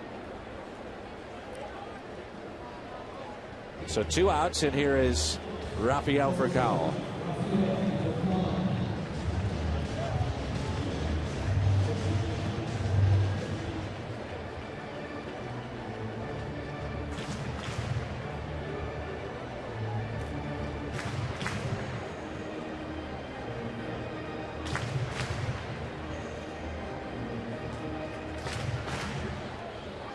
Pretty deep for Rafael Furcal. The switch hitter, the shortstop for the Redbirds. Runners at first and second. 5-4 Cardinals here in the bottom of the 5th. Switch hitter for Furcal, his natural side and power side is right-handed. Left-handed is more of a slap hitter and utilizes speed. So I agree with the assessment that the outfielder's too deep. 0-1 pitch. Inside. One of those cases now, if you're LaRue, you fall behind. It's 1 ball, 1 strike. But if you do fall behind, third base is open. You've got pitcher's spot. Jackson on deck, but we've seen him swing the bat just fine. 1-2. He's going after him.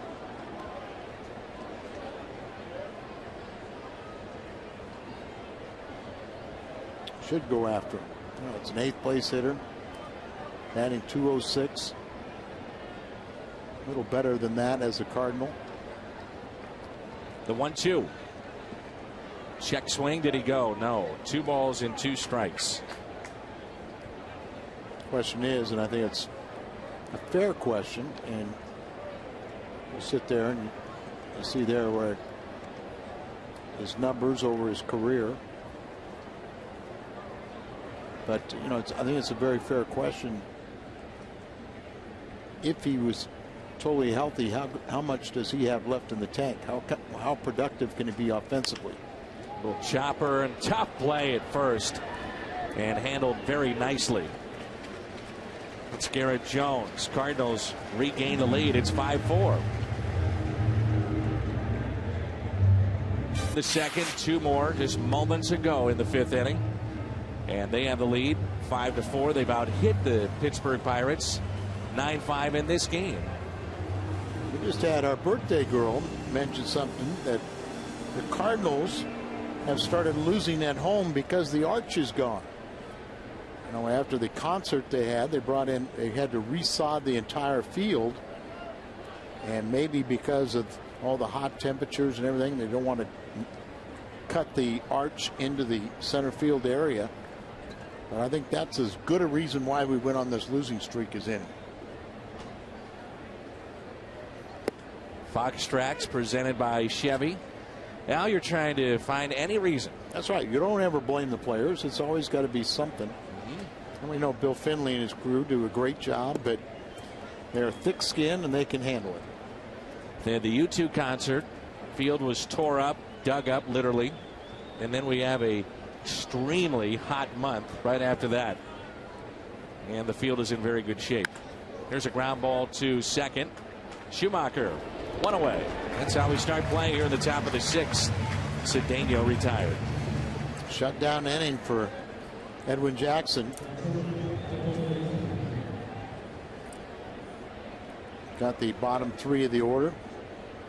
McHenry's reached on an error in that fatal 3rd inning, and then also had a double and RBI in the 4th.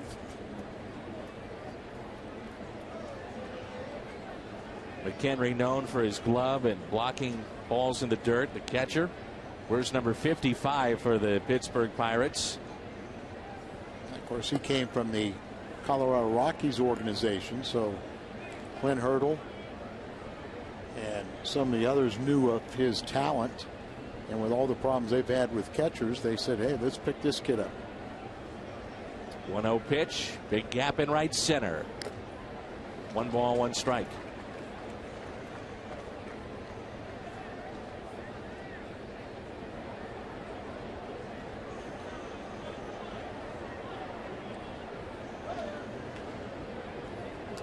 Edwin Jackson is due up first for the Cardinals in the bottom of the 6th. We may see him pinch hit for in that inning. 1-1. 1 ball and 2 strikes. 96 miles an hour, so he still has the fastball here in the 6th inning. He's right at 98 pitches. Well, that'd be part of the factoring in of pinch hitting for him. And the 1-2. Fly ball. Craig coming on and drops in for a base hit. And that's probably the first ball that we could say that if you had one of your other center fielders, that ball would be caught. But Tony La Russa told me before the game he'd have Alan Craig with 3 at bats, and Alan Craig has done his part, 2 for 3 with 2 runs scored, but doesn't quite have the speed to come in on that ball, so he plays it conservatively. Darno is the pinch hitter, Chase Darno. He just came off the disabled list also today.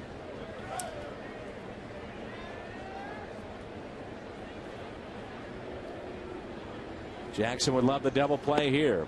And Dan, one other factor about that ball falling in, Dave McKay will tell Alan Craig, because you're not accustomed, particularly in center field, that I want you to play deeper.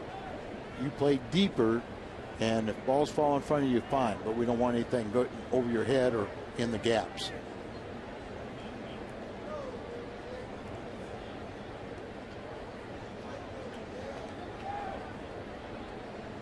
Oh, 1 pitch. Instead of check on the runner at first.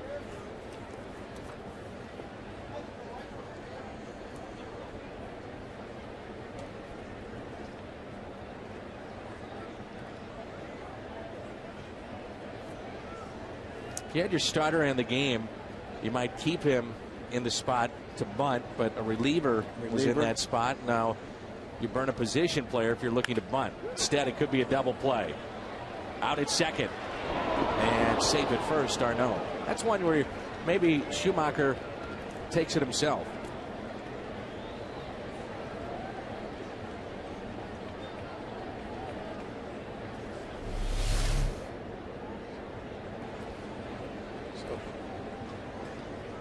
So we get the lead runner. Darno is playing third base, and the pitcher's spot is batting behind Jones in the 6th spot.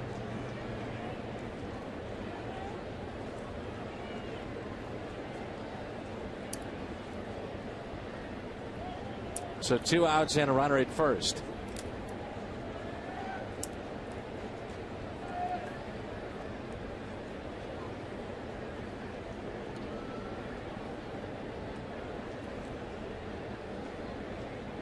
Tabata is hitting.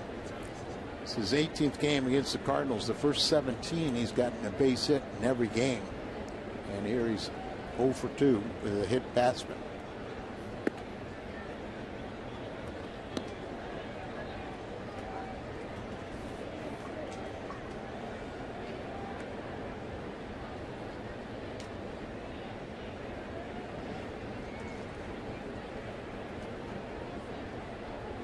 Two outs, runner at first. Tabata the hitter. And here comes a 1-0 pitch.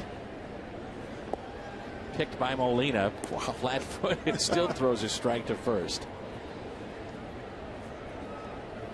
Now he's only got 2 pickoffs this year because hardly anybody strays away from first. 39 in his career.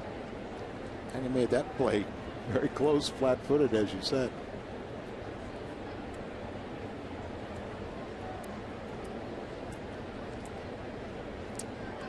Tabata hit by a pitch, struck out, so grounded back to Jackson. 0 for 2 on the night. Big gap in left center. The 2-0 pitch. Runner is going. Chance for Yachty. Throws wide.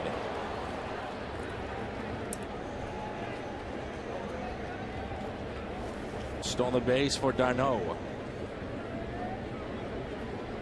Shortstop covering, and Yachty's throw just really kind of to his backside. Nice job just to catch that ball.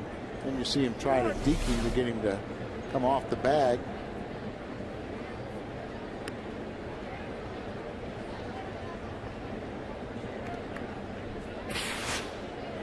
Seeing red, these are guys that have feasted on Cardinal pitching. Ramirez, Lee, Utley, and Tabata. 17-game hitting streak. That's on the line tonight. That's all the games. This is the 18th game he's ever played against the Cardinals. He's hit in every one of them, and also has personally a 10-game hitting streak on the line. 2 balls and 1 strike. Pitch sharply to Schumacher. Backhands, makes the play. Positioned perfectly. Midway through 6. Jackson due up first when we come back. Hit for Edwin Jackson, and then he'll go into play center field, would be our decision or our conclusion. Zepchinski will come in to pitch. Like to see him.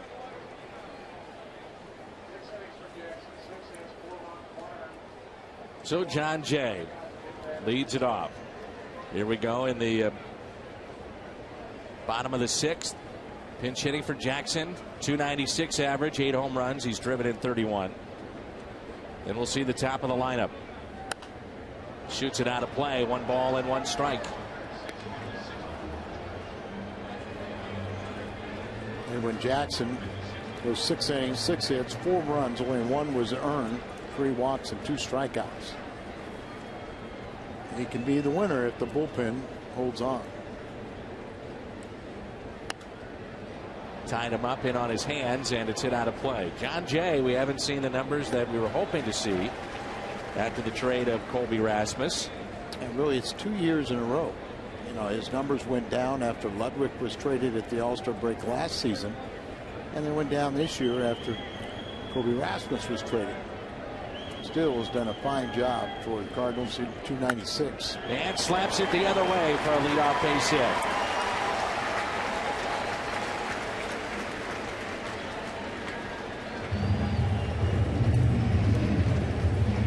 John Jay hit 300 last year, and he's flirting with it once again.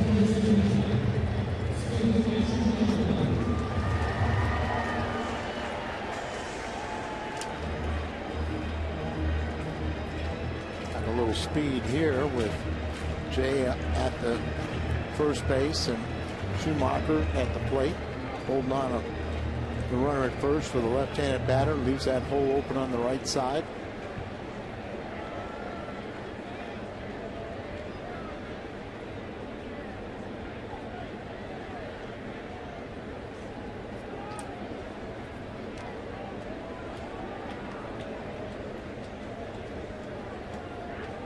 For 3, the average up to 302 now.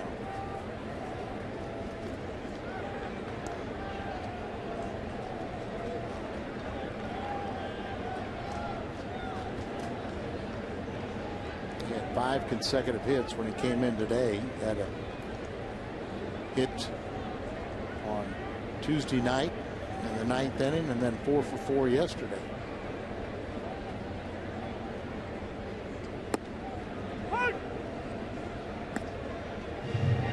Strike 1 to Schumacher. The Cardinals offensively have been a very good team this year. Let's see with this combination if they want to try something with John Jay and Schumacher at the plate. Try to be a little bit more aggressive tonight after the stolen base of Alan Craig.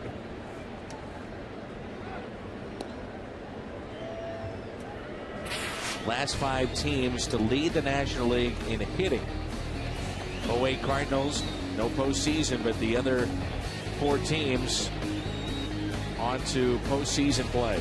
And they lead the National League in hitting again this year. And a fly ball out to left. Jay back to the bag at first, and there's one away.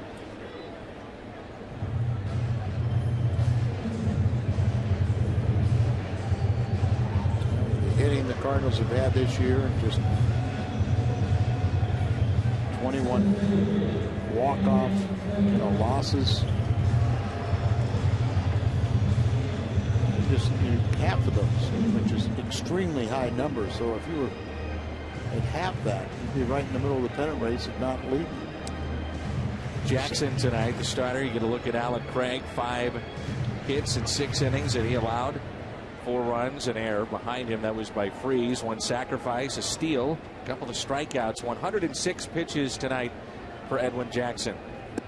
A swing and a miss by Craig.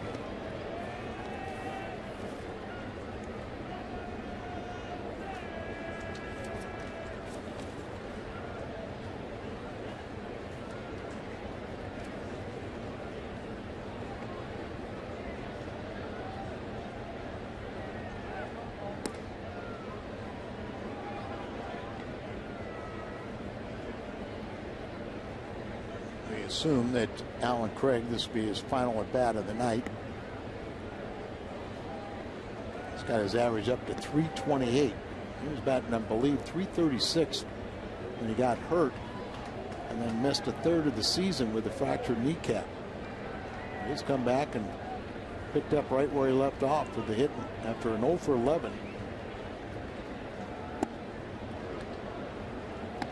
He's hurt on a fly ball in Houston that hurt that leg, and he was just starting to really come into his own too. Right. Then he was 0 for 11 and got a start in Pittsburgh and made the most of it. Here's the 0-2. Ball scoots away, advancing John Jay to second with 1 out.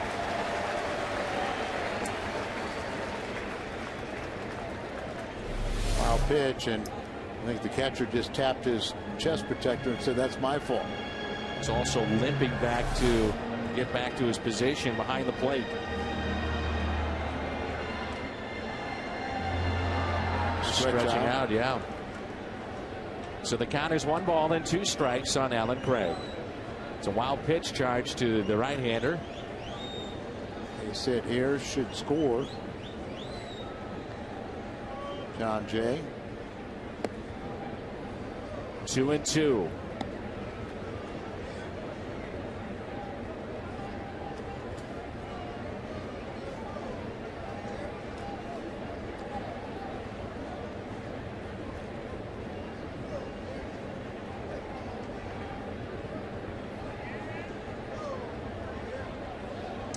Outfield deep for Craig. The 2-2. Chased it, struck out. Here's Pujols. You have first base open, and there's that situation for LaRue again. Do you deal with Albert here, or with Holiday with runners at first and second?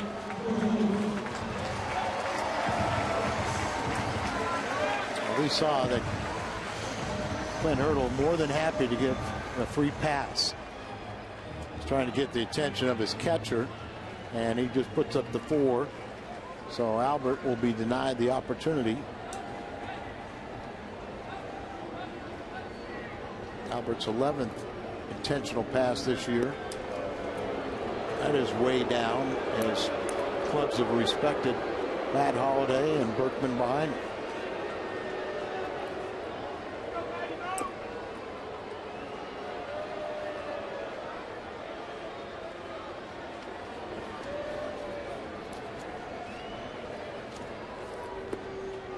Pujols tonight with a pair of runs scored, down the mid-80s in that department.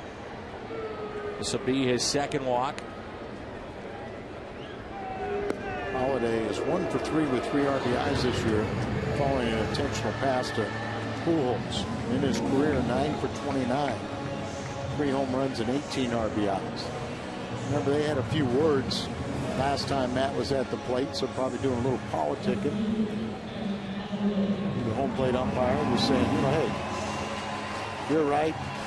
I was wrong. But make sure they're strikes. Holiday hit one to deep right last time up. Reached on an air and also popped out to first. Cardinals with another good opportunity. 2 outs, 2 on for Matt Holiday. Outfield deep. First pitch to him. Inside.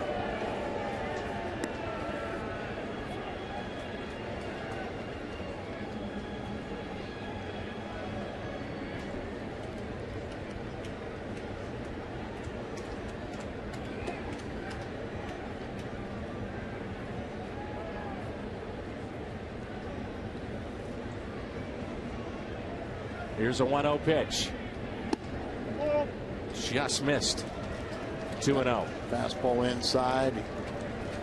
Just to kind of wake him up a little bit, then tries to throw that slider away.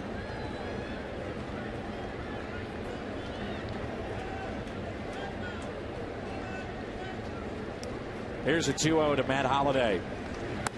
Ripped to the third baseman for an out. That saves a base hit and possibly 2 runs.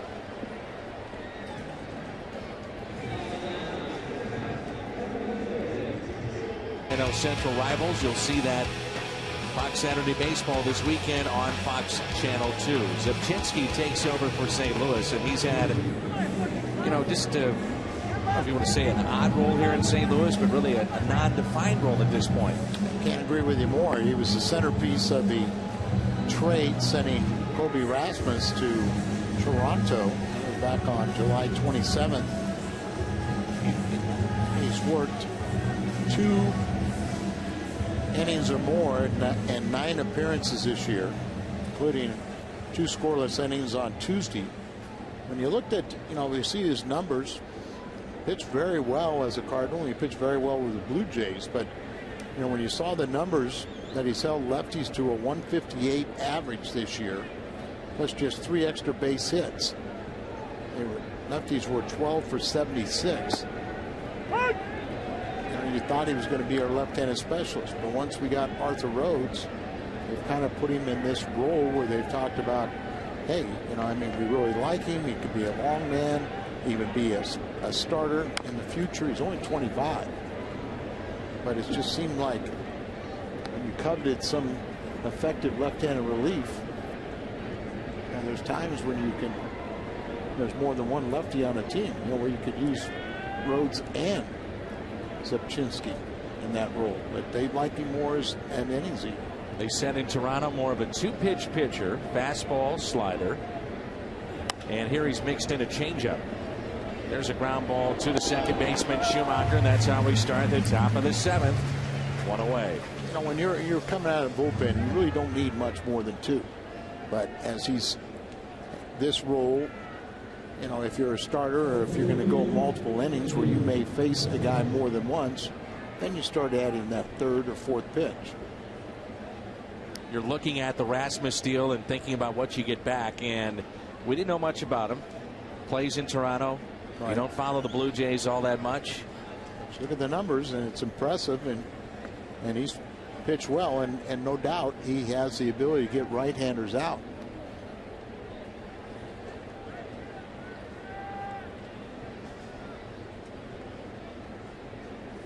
Tony talking about the fact that he just needs some experience. 1-0 is hit to center. John Jay makes the catch. 2 outs.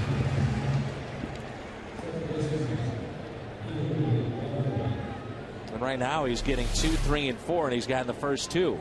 A hard hit ball right there, but John Jay, who just went in after his at bat to play center field, makes that with ease.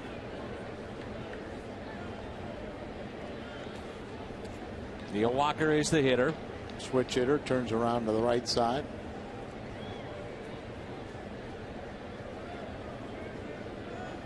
And a strike. You also have to figure in that Zubchinski, knowing it was a big deal and that a lot had been made of him being a big part of it coming back to St. Louis, that there's some added pressure there, coming to a new team, wanting to impress. And he kind of was a starter at times with Toronto. Pitch sharply to for Kyle. Let's stretch. Cardinals Cardinals on top 5-4. 7 pitches for the lefty.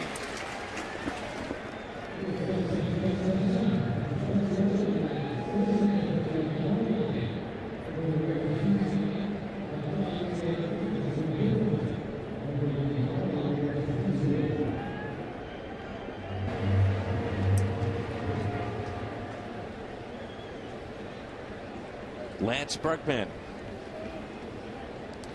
Berkman, Freeze, and Molina. And that pitch is taken low and away.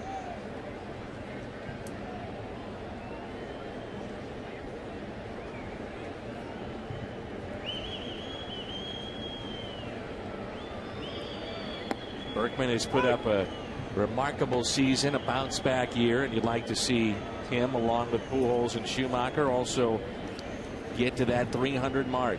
Those gaudy numbers for a full season. Has hit 300, just at 300 since the All-Star break. 1 ball, 1 strike. It's Berkman here, and then Freeze and Molina. LaRue has given Pittsburgh some decent innings here. No doubt about it. He's scheduled to be the first hitter in the bottom of the 7th inning, but he's in his 3rd inning of work, 2nd full inning. 1-2 on Berkman. A swing and a miss, but he will reach as that ball scoots away. So strikeout, but the Cardinals have a base runner.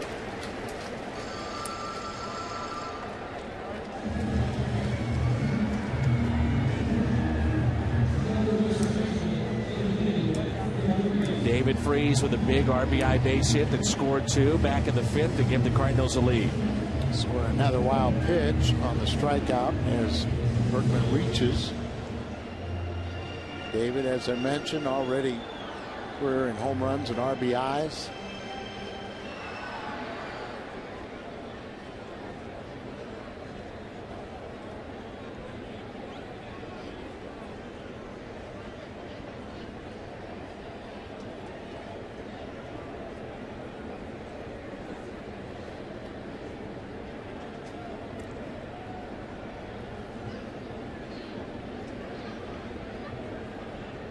Runner at first, and the first pitch to Freeze with nobody out.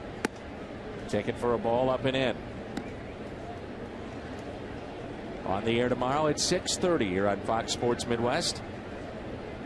Westbrook and McDonald. Very short lead at first by Lance Berkman. Cardinals with 10 hits tonight as they'll take a look at Berkman at first. They've out-hit Pittsburgh 10-6. Redbirds have stranded 8 on the night.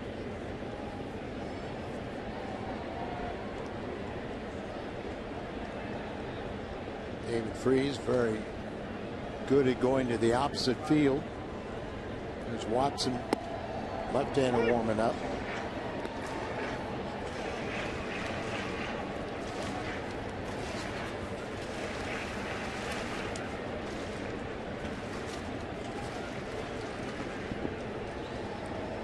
Outfield is straight away. 1 ball, 1 strike on Freeze. Now up to 28 RBIs. A bloop single down the right field line that scored 2.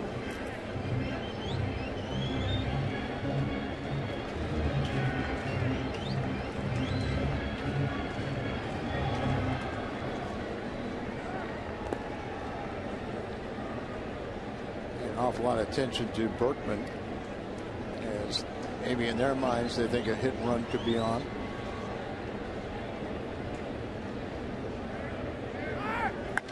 Runner was going, and it's a high fly ball into deep right. So Berkman retreats back to the bag at first, and there's one away.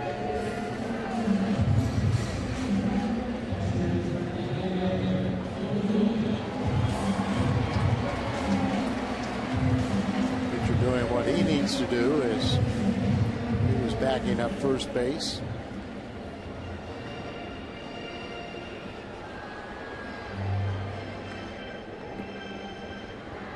So here is Yadier Molina. 1 out and a runner at first.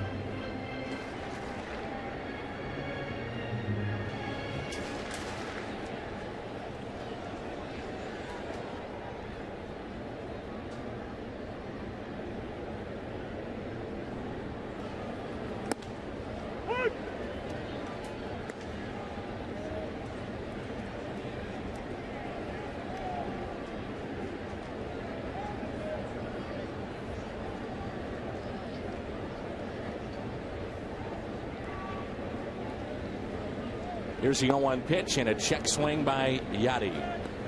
Slider or that breaking ball really fooling some of the Cardinal hitters. A sweeping breaking ball. The Cardinals picked up 2 runs in the first, 1 in the second, 2 in the fifth. 10 hits in the night. They lead it 5-4. Molina with a fly ball to center twice and is grounded out to short. And a short lead at first by Berkman. They're straight away for the Cardinal catcher. And the 0-2 pitch.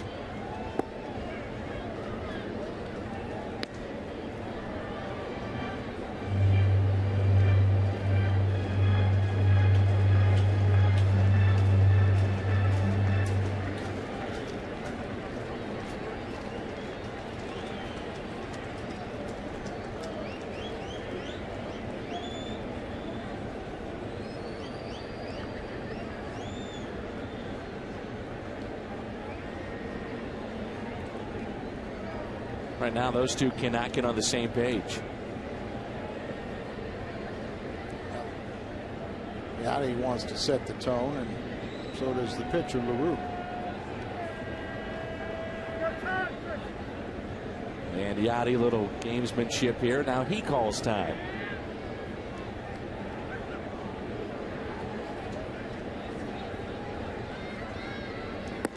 And a swing and a miss. Molina strikes out.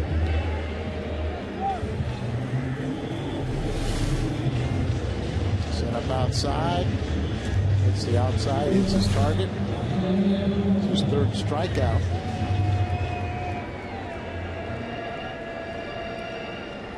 Rafael Furcal with 2 outs and a runner at first base. Furcal is 1 for 3, single back in the second inning. Average only at 205. Cardinals still waiting for that offense to come around. But without question, he's been an upgraded shortstop. That's what I said. You know, I mean, missed all that time, and want to see what he does and see what he has left offensively. Furcal out in front and pulls it foul. He was earlier in his career, he was one of the most exciting players in the game. Speed, great arm, outstanding range. Switch hitter that could hit from both sides. Little pop too occasionally.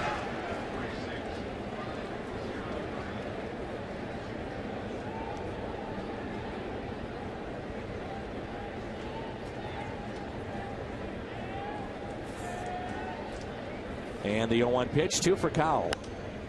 Popped up. Foul territory. Playable. And we head to the 8th. Cardinals 5. Pirates 4. Cardinal baseball on Fox Sports Midwest.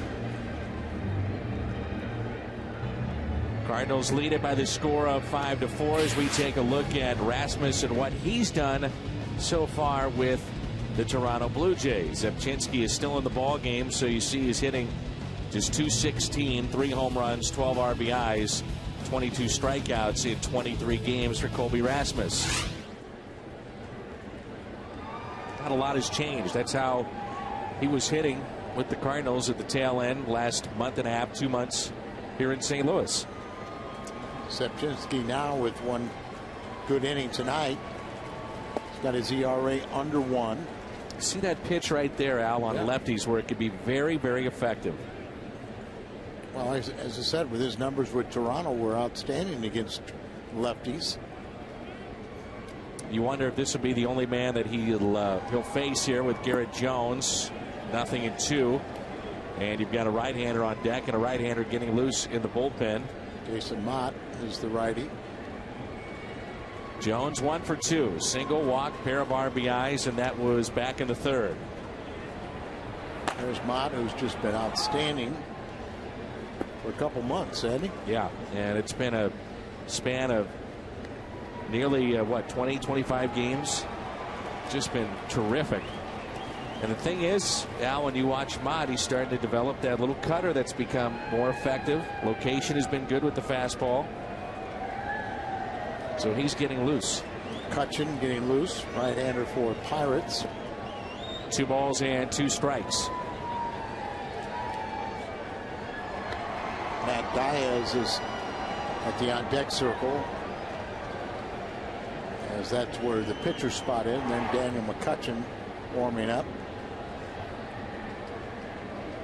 Diaz has hit left-handed pitchers very well of late. Zubchinski with a 2-2 and a base hit. Was out in front, 0-2. Couple of balls, and now a 2-2 base hit. The tying run is on. Didn't get that ball up high enough or more inside. Left it down and in. Most guys are low ball hitters from the left side, and you see that one just right down in his wheelhouse. Hit hard, right back up the middle, and we'll have a pitching change as Mott will come in. Zubchinski, 1+ inning. He allowed the 1 hit and responsible for the runner at first base. So we'll be back after this and see where the Cardinals hanging on to a 5-4 lead and playing in the 8th inning. Come in here. He leads the ball club in appearances and holds. You see that 1.76 ERA. That is 8th best among National League relievers. He's had 15 consecutive scoreless appearances. He's only allowed 4 base runners during that stretch, covering 12 1/3 innings, 2 walks, a hit batter, and a 1 hit allowed. He has really established himself late in this season as really a go-to guy with men on base. Xavier Paul will now run for Garrett Jones.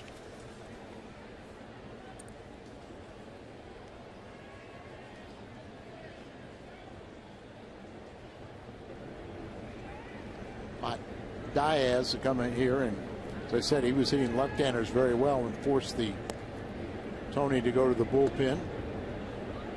He's been a good pinch hitter over the years, but not a lot of success this season against the Cardinals. Just 2 for 15. Let's see if they're bunting in this spot. Runner at first, nobody out. With Diaz, it's not a bunt. Yep, I mean, I agree, Al, but you know, this spot, when do you think that this is what you want to do? A lot of times, you know, managers will play to win on the road. Home teams play for the tie because, you know, if it goes to extra innings, they still have an advantage. Diaz does. He's tied for second in the National League with 11 pinch hits, 11 for 42. Runner is going. Chance for Molina. Fires to second and safe. Nice pick by Furcal to make that close. It may have gotten away from him. Wasn't the perfect throw we so accustomed to see. See the short hop, and that pulled him up. It's a short hop, hits there, then your glove comes up, then the ball came out. Didn't have control of it. Ball did beat Paul, but no control by the defender. Now Diaz, it's 269 with runners in scoring position.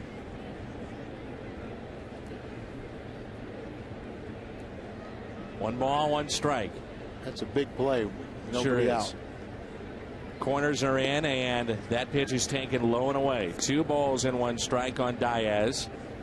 But right now, I don't think there's anybody else that you would want in this game than the guy that you have on the mound and the kind of run that he's on, and that's Mott, and also a guy that can strike out the side and get out of the center. That's what you put him out there. He's been Tony's go-to guy with the runners on base. He's inherited major league high of base runners. This would be his 56th inherited runner. Only 18 have scored, and most of those were early in the season. Tony trying to get the attention of his defense. It's Descalso at third. The 1-2 pitch. Hit to the right side. Pujols' only play is to Mott covering the bag at first. So a productive out by Diaz. And here's where Mott has to come through if he can with a strikeout. I was talking with him the other day in Chicago, and I said, what is it, a cutter or a slider? He says, I don't really know. I think it's both, but I know it's been better. Yeah. So he's throwing that around 90 to 92. And then you couple that out with a fastball that's 96 to 98. That's pretty nasty. I even talked to Tony about, the rest of the way, giving Mott some chances to close. And in his mind, he still has to work on, a secondary pitch to get left-handers out. But he had totally agreed. He's on quite a roll. And now, like the other night, you have to infield in. Second baseman Schumacher going to charge in, but they're looking for a pop-up or a strikeout. Cedeno fouls it back for strike one. Ronnie Cedeno, former Cub and Mariner, fly to center. Doubled and scored in the fourth, and also grounded out to second. 1 for 3 on the night.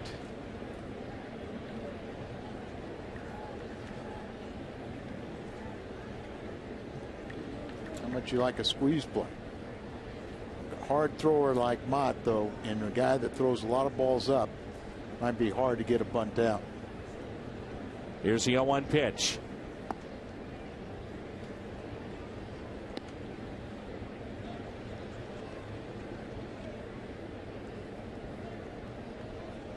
Mott really didn't want to talk about the current run that he's on. He said, I don't want to jinx it. But believe me, it feels good, he said. Yeah, you just go out and enjoy it as long as you possibly can. The 1-1 pitch, infield drawn in. Cedeno hits it out of play. Now there's 2 strikes. Now you really can go for the strikeout. Can't strike a batter out until you get 2 strikes. A lot of times, you're planning ahead, and you can make a fatal mistake of saying, okay, I'm going to do this, do that, and then I'm going to get you out on this pitch. But you didn't have 100% concentration on those first 2, and you don't get to the third one.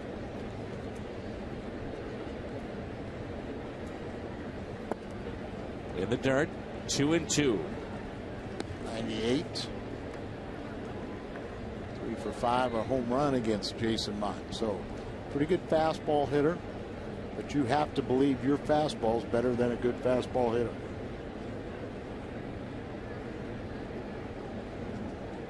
I'm going to call time here and get on the same page. 2 balls and 2 strikes. Looked like that Tony may have told Molina to go out and talk to Mott. On deck, McHenry. But this is the man here with 2 balls and 2 strikes. They do have Doman, who's a pretty good offensive catcher, on that bench.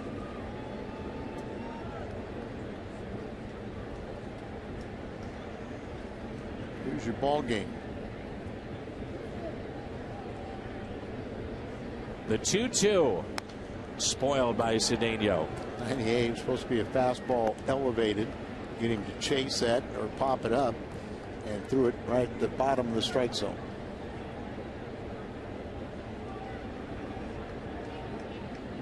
Tony Payson probably trying to clean the dugout. Fastball up, wants the ball up. Look at the glove.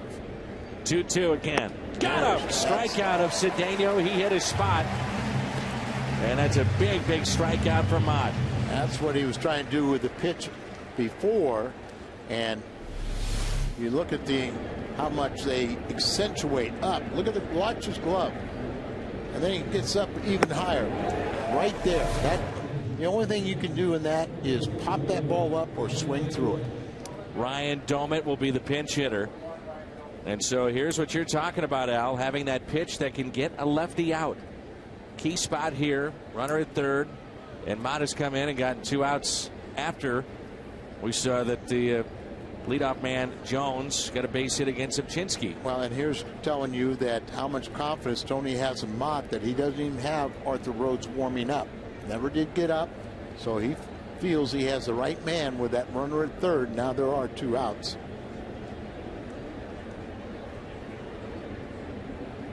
First pitch to Domet, up and in for ball 1. Domet had a broken ankle this year, cost him a couple months. Came back and really went on a hot spree. Had a 4-for-4 game against the Cardinals, including a home run. 1-0 pitch. 1 ball, 1 strike. Last 30 games of the Pirates, he's hitting above 300. And with Pittsburgh, 54 home runs as a Pirates catcher. That's third all time behind Jason Kendall and former Cardinal Tony Pena. Kendall was 66, Pena 63. 2-1.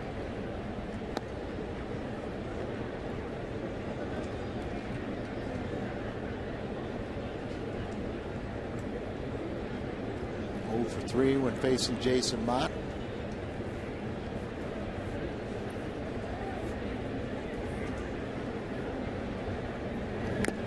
Strike 2. Dolman likes fastballs, but not these high octane ones. And you know, a hitter can kind of cheat his swing a little bit, but then he's going to almost pull off the pitch. And so if you can spot that ball away like the last one, you can't do much with it. Dominantly a low ball hitter. There's his breaking ball. And a 2-2 pitch. Pulled foul. Credit for throwing it, but you know, I understand working on that pitch. But if you get, you know, if you're going to get beat, and what I mean by that is, in this case, allow that tying run. Sure seems like you better do it with your best pitch, your fastball. Down the road, you know, that's going to be a pitch he needs to develop, but you don't want to do it at the expense of winning a game. This is a good pitch here. Fastball away. The 2-2 in the air. This should do it. Let's listen to the crowd for Jason Mott. Catch is made.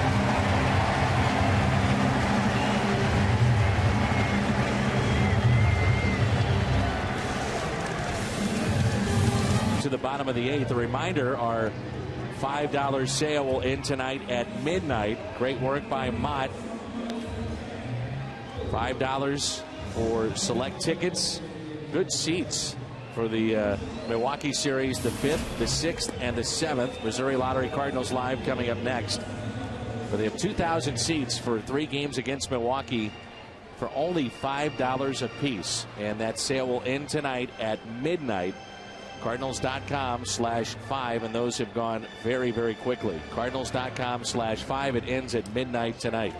Tony Watson, the new pitcher for Pittsburgh. Tony Watson was just called up Saturday from AAA, and he picked up his first big league win that afternoon, but got roughed up 4 runs on 4 hits and 1 inning of work on Monday's doubleheader. Just been scored upon in just 7 times in his first 27 big league games. John Jay with a base hit. Came in for Alan Craig in center, and that's his second hit of the night. Off the sidewall. He'll dig for 2. Jay on his way to second. That's a big insurance run out there in the bottom of the 8th if the Cardinals can bring him in. Jay 2 for 2. Yeah, no doubt about it. Pile on right now and make it a little easier for Salas, who's warming up.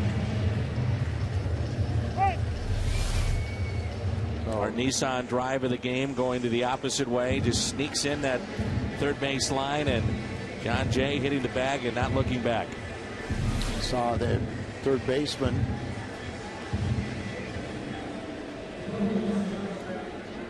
Ryan Terry will be the pinch hitter here for Schumacher. They were playing off the line, and so that ball inside the bag and off the side wall was an extra base hit. Here's Terrio.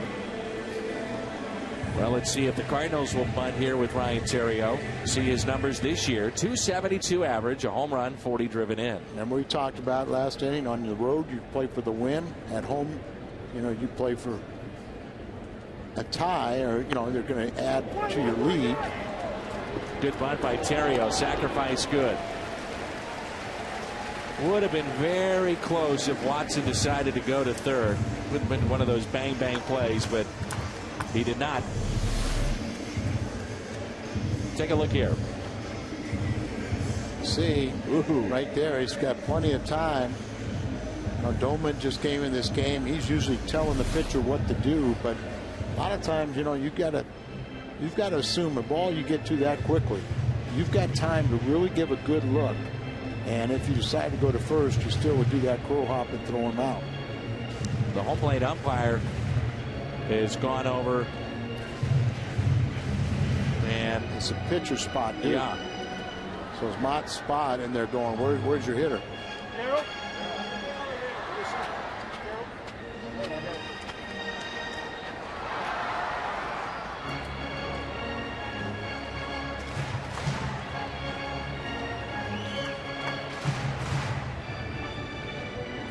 Mott is at the spot. They're once occupied by Craig, and now Gerald Laird will be your hitter. Now, the only batter, or the only position player you have left now is Corey Patterson. The Pirates are out of position play. Now, you talked about the bunt before. A guy that doesn't get a lot of recognition for being a very good bunter is coming up, and that's Gerald Laird. Would you think about doing that here? Well, it would surprise a lot of people if he dropped down a squeeze.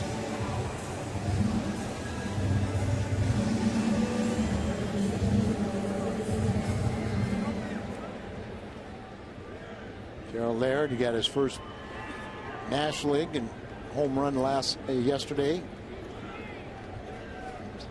Done a nice job in the few times he has caught. Got the infield in.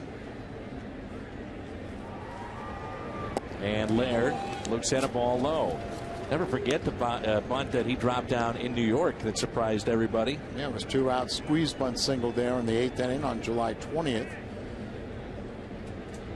He has hit 300, in the 10, hitting 10 of the last 11 starts at 300.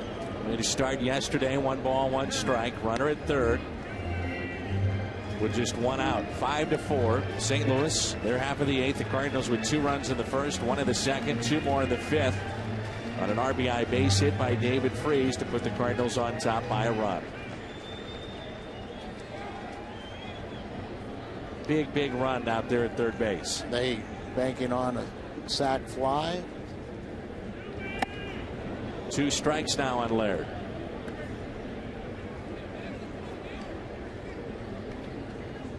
Jason Mott did his job once again.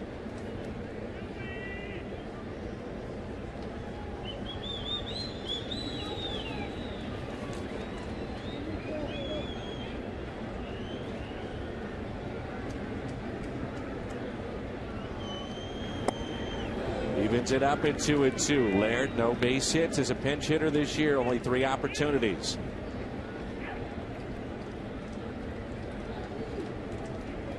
Infield is in with a 1-run lead here in the bottom of the 8th. Outfield is straight away and fairly deep for Laird. All you have to do is hit a 300-foot fly ball. You got another run. 2-2 and a swing and a miss.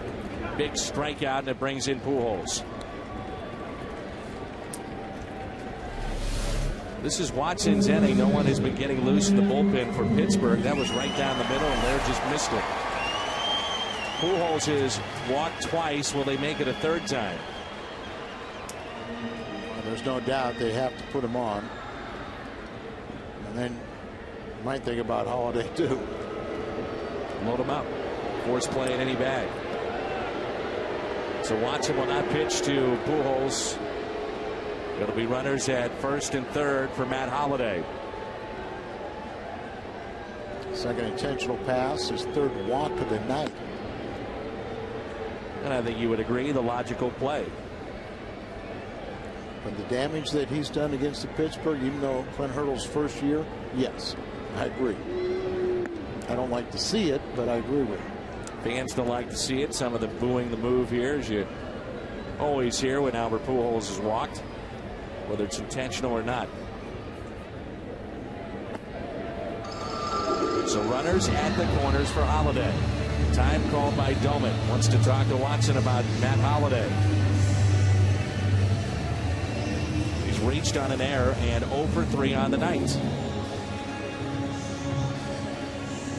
I'm going to send the pitching coach out to talk to him, and maybe very simple is like, hey, pitch around it. If he wants to Holliday wants to get himself out by expanding the zone, so be it. If you walk him, okay, you bring up Berkman, the switch hitter, you turn him over to everyone considers his weaker side. And if you do that, you better get him out. Are you surprised that maybe they haven't gone with a righty in this spot against Holiday? It is a little very surprising. young player in Watson, the lefty. But, I mean, even though Clint Hurdle is trying to win as many games as possible, you got to find out something about the makeup of your own players.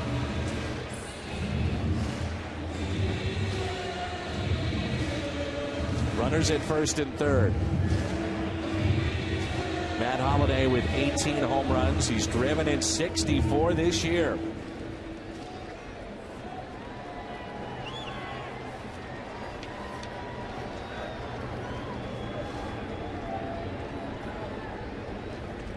First pitch to him. Taken for a strike. 92 with a fastball.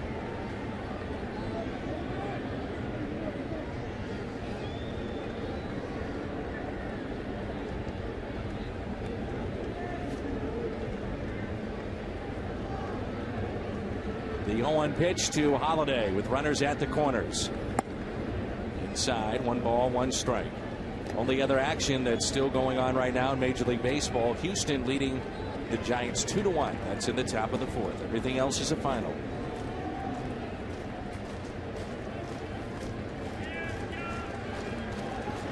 The play behind Pujols in this spot. The runner at first, the 1-1.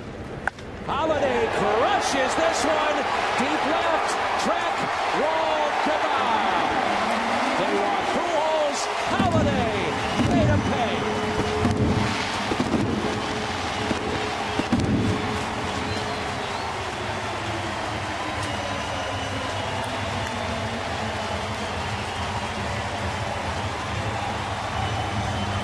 If you walk Pujols, or if you're going to pitch around Holiday, you got to make sure you get him out. And that was a no-doubter. And this crowd is loving every minute of it, as they've seen the Cardinals come play the baseball that they've come to expect. Challenging, and right there, Matt Holiday knew it all the way. The Fox Exmo cam, as he made connections with his fastball, and they just knew that it drops that bat. He had to watch it a little bit, but he started his trot right away. And may have put this game out of reach. It's a 4-run lead now, 8-4, and Salas getting loose. When they initially picked up Matt Holiday, that was one of the main reasons why, to hit behind Albert Pujols. But we found that not only do you need one, but you really need two to hit behind him, and it really helps if you have one hitting in front of him. But Holiday, his 19th home run, RBI 65, 66, 67, and a big 4-run cushion. Ooh, and that's behind Berkman. And how does that ball get behind and nobody says a word?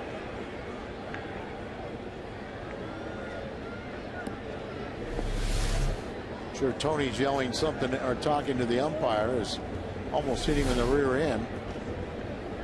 Came out the mound, gave him a new baseball, and kind of looked at the Cardinal dugout. Yeah, waiting for somebody to say something. I thought somebody was. 2 balls and 2 strikes. But it did look very odd.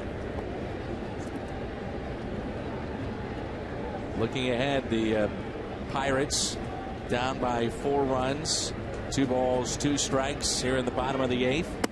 And that's a strikeout of Berkman, but the damage has been done. Matt Holiday, 3-run homer. Cardinals on top.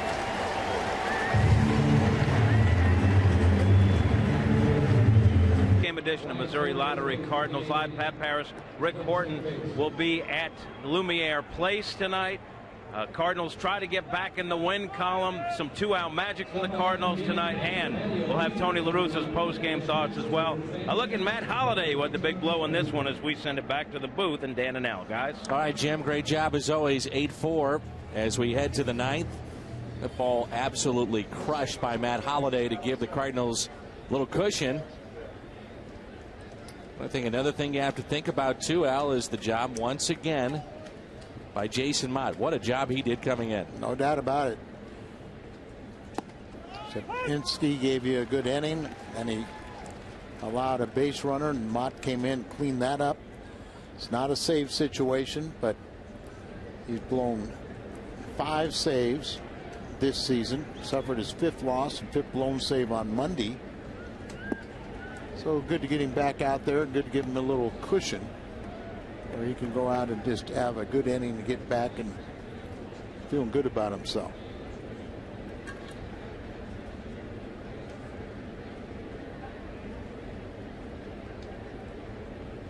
It really was one of the toughest losses of the year, and that's saying something because there's been some really tough ones. No doubt about it, but you know, Carpenter pitched so brilliantly. Hit the first man in the 8th inning, and Tony said if it would have been a right-handed batter coming up, he would have left Carpenter in there. But it was lefty Ethier, brought in Arthur Rhodes, who struck him out for the first out, and he felt pretty good about it. Brought in Salas to face Miles, and he hit a RBI triple, and then later scored as Rojas hit a hard ground ball to shortstop as they have the infield in, and play at the plate. It was a poor throw. Strikeout for Salas to start the night. Cardinals put up 6 runs. Matter of fact, they've done 8 here tonight. So 6 a serious number. Get 25-cent drinks tomorrow all day and On the Run at Mobile. Post-game show coming up with all the highlights and analysis. You'll hear from Tony La Russa. Cardinals 2 outs away from a win. I want to be nice to talk about a Cardinal win again. 1 out, nobody on. Tabata back to the top of the lineup for the Pirates. Started the game being hit by a pitch from Edwin Jackson. He struck out, hit into a fielder's choice, and then grounded out to second. 0 for 3.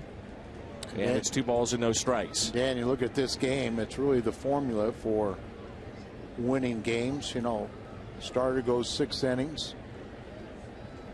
Jackson will in line for his 10th victory. You get some good relief pitching. You have plenty of offense. 12 hits, 8 runs. The big 3 are in the middle of a lot of the offensive production, and the supporting cast did their job. That's the way it's supposed to be, isn't it? It really is. And that's what John Mozeliak and Tony La Russa have talked about this year, the inconsistency of having it all come together. 2-2 the count.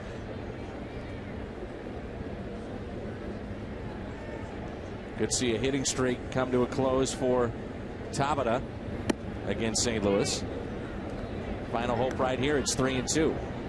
Could be a personal 10-game hitting streak come to an end also, but this is 18th game against the Cardinals, and he's hit in all previous 17. A 3-2 pitch. Ground ball hit to short. Nice hop forward for Kyle. 2 down. No surprise here. Let's turn to our player of the game, Matt Holliday. It's presented by Budweiser. Moments ago, his 3-run homer, 19th of the year. RBI 65, 66, 67.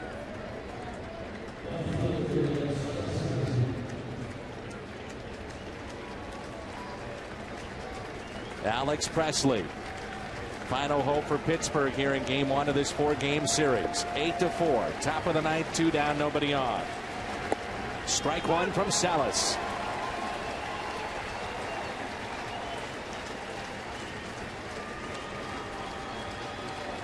Cardinal fans have been wanting to cheer all homestand. On their feet in support. The 0-1 pitch. And a fly ball into right. This should do it. Corey Patterson is there, and the Cardinals win it 8-4. Good ball game, Dan. Everything came together. Good starting pitching. The relief was there. Plenty of offense, and the insurance runs supplied by Matt Holliday. That 3-run home run in the 8th really did help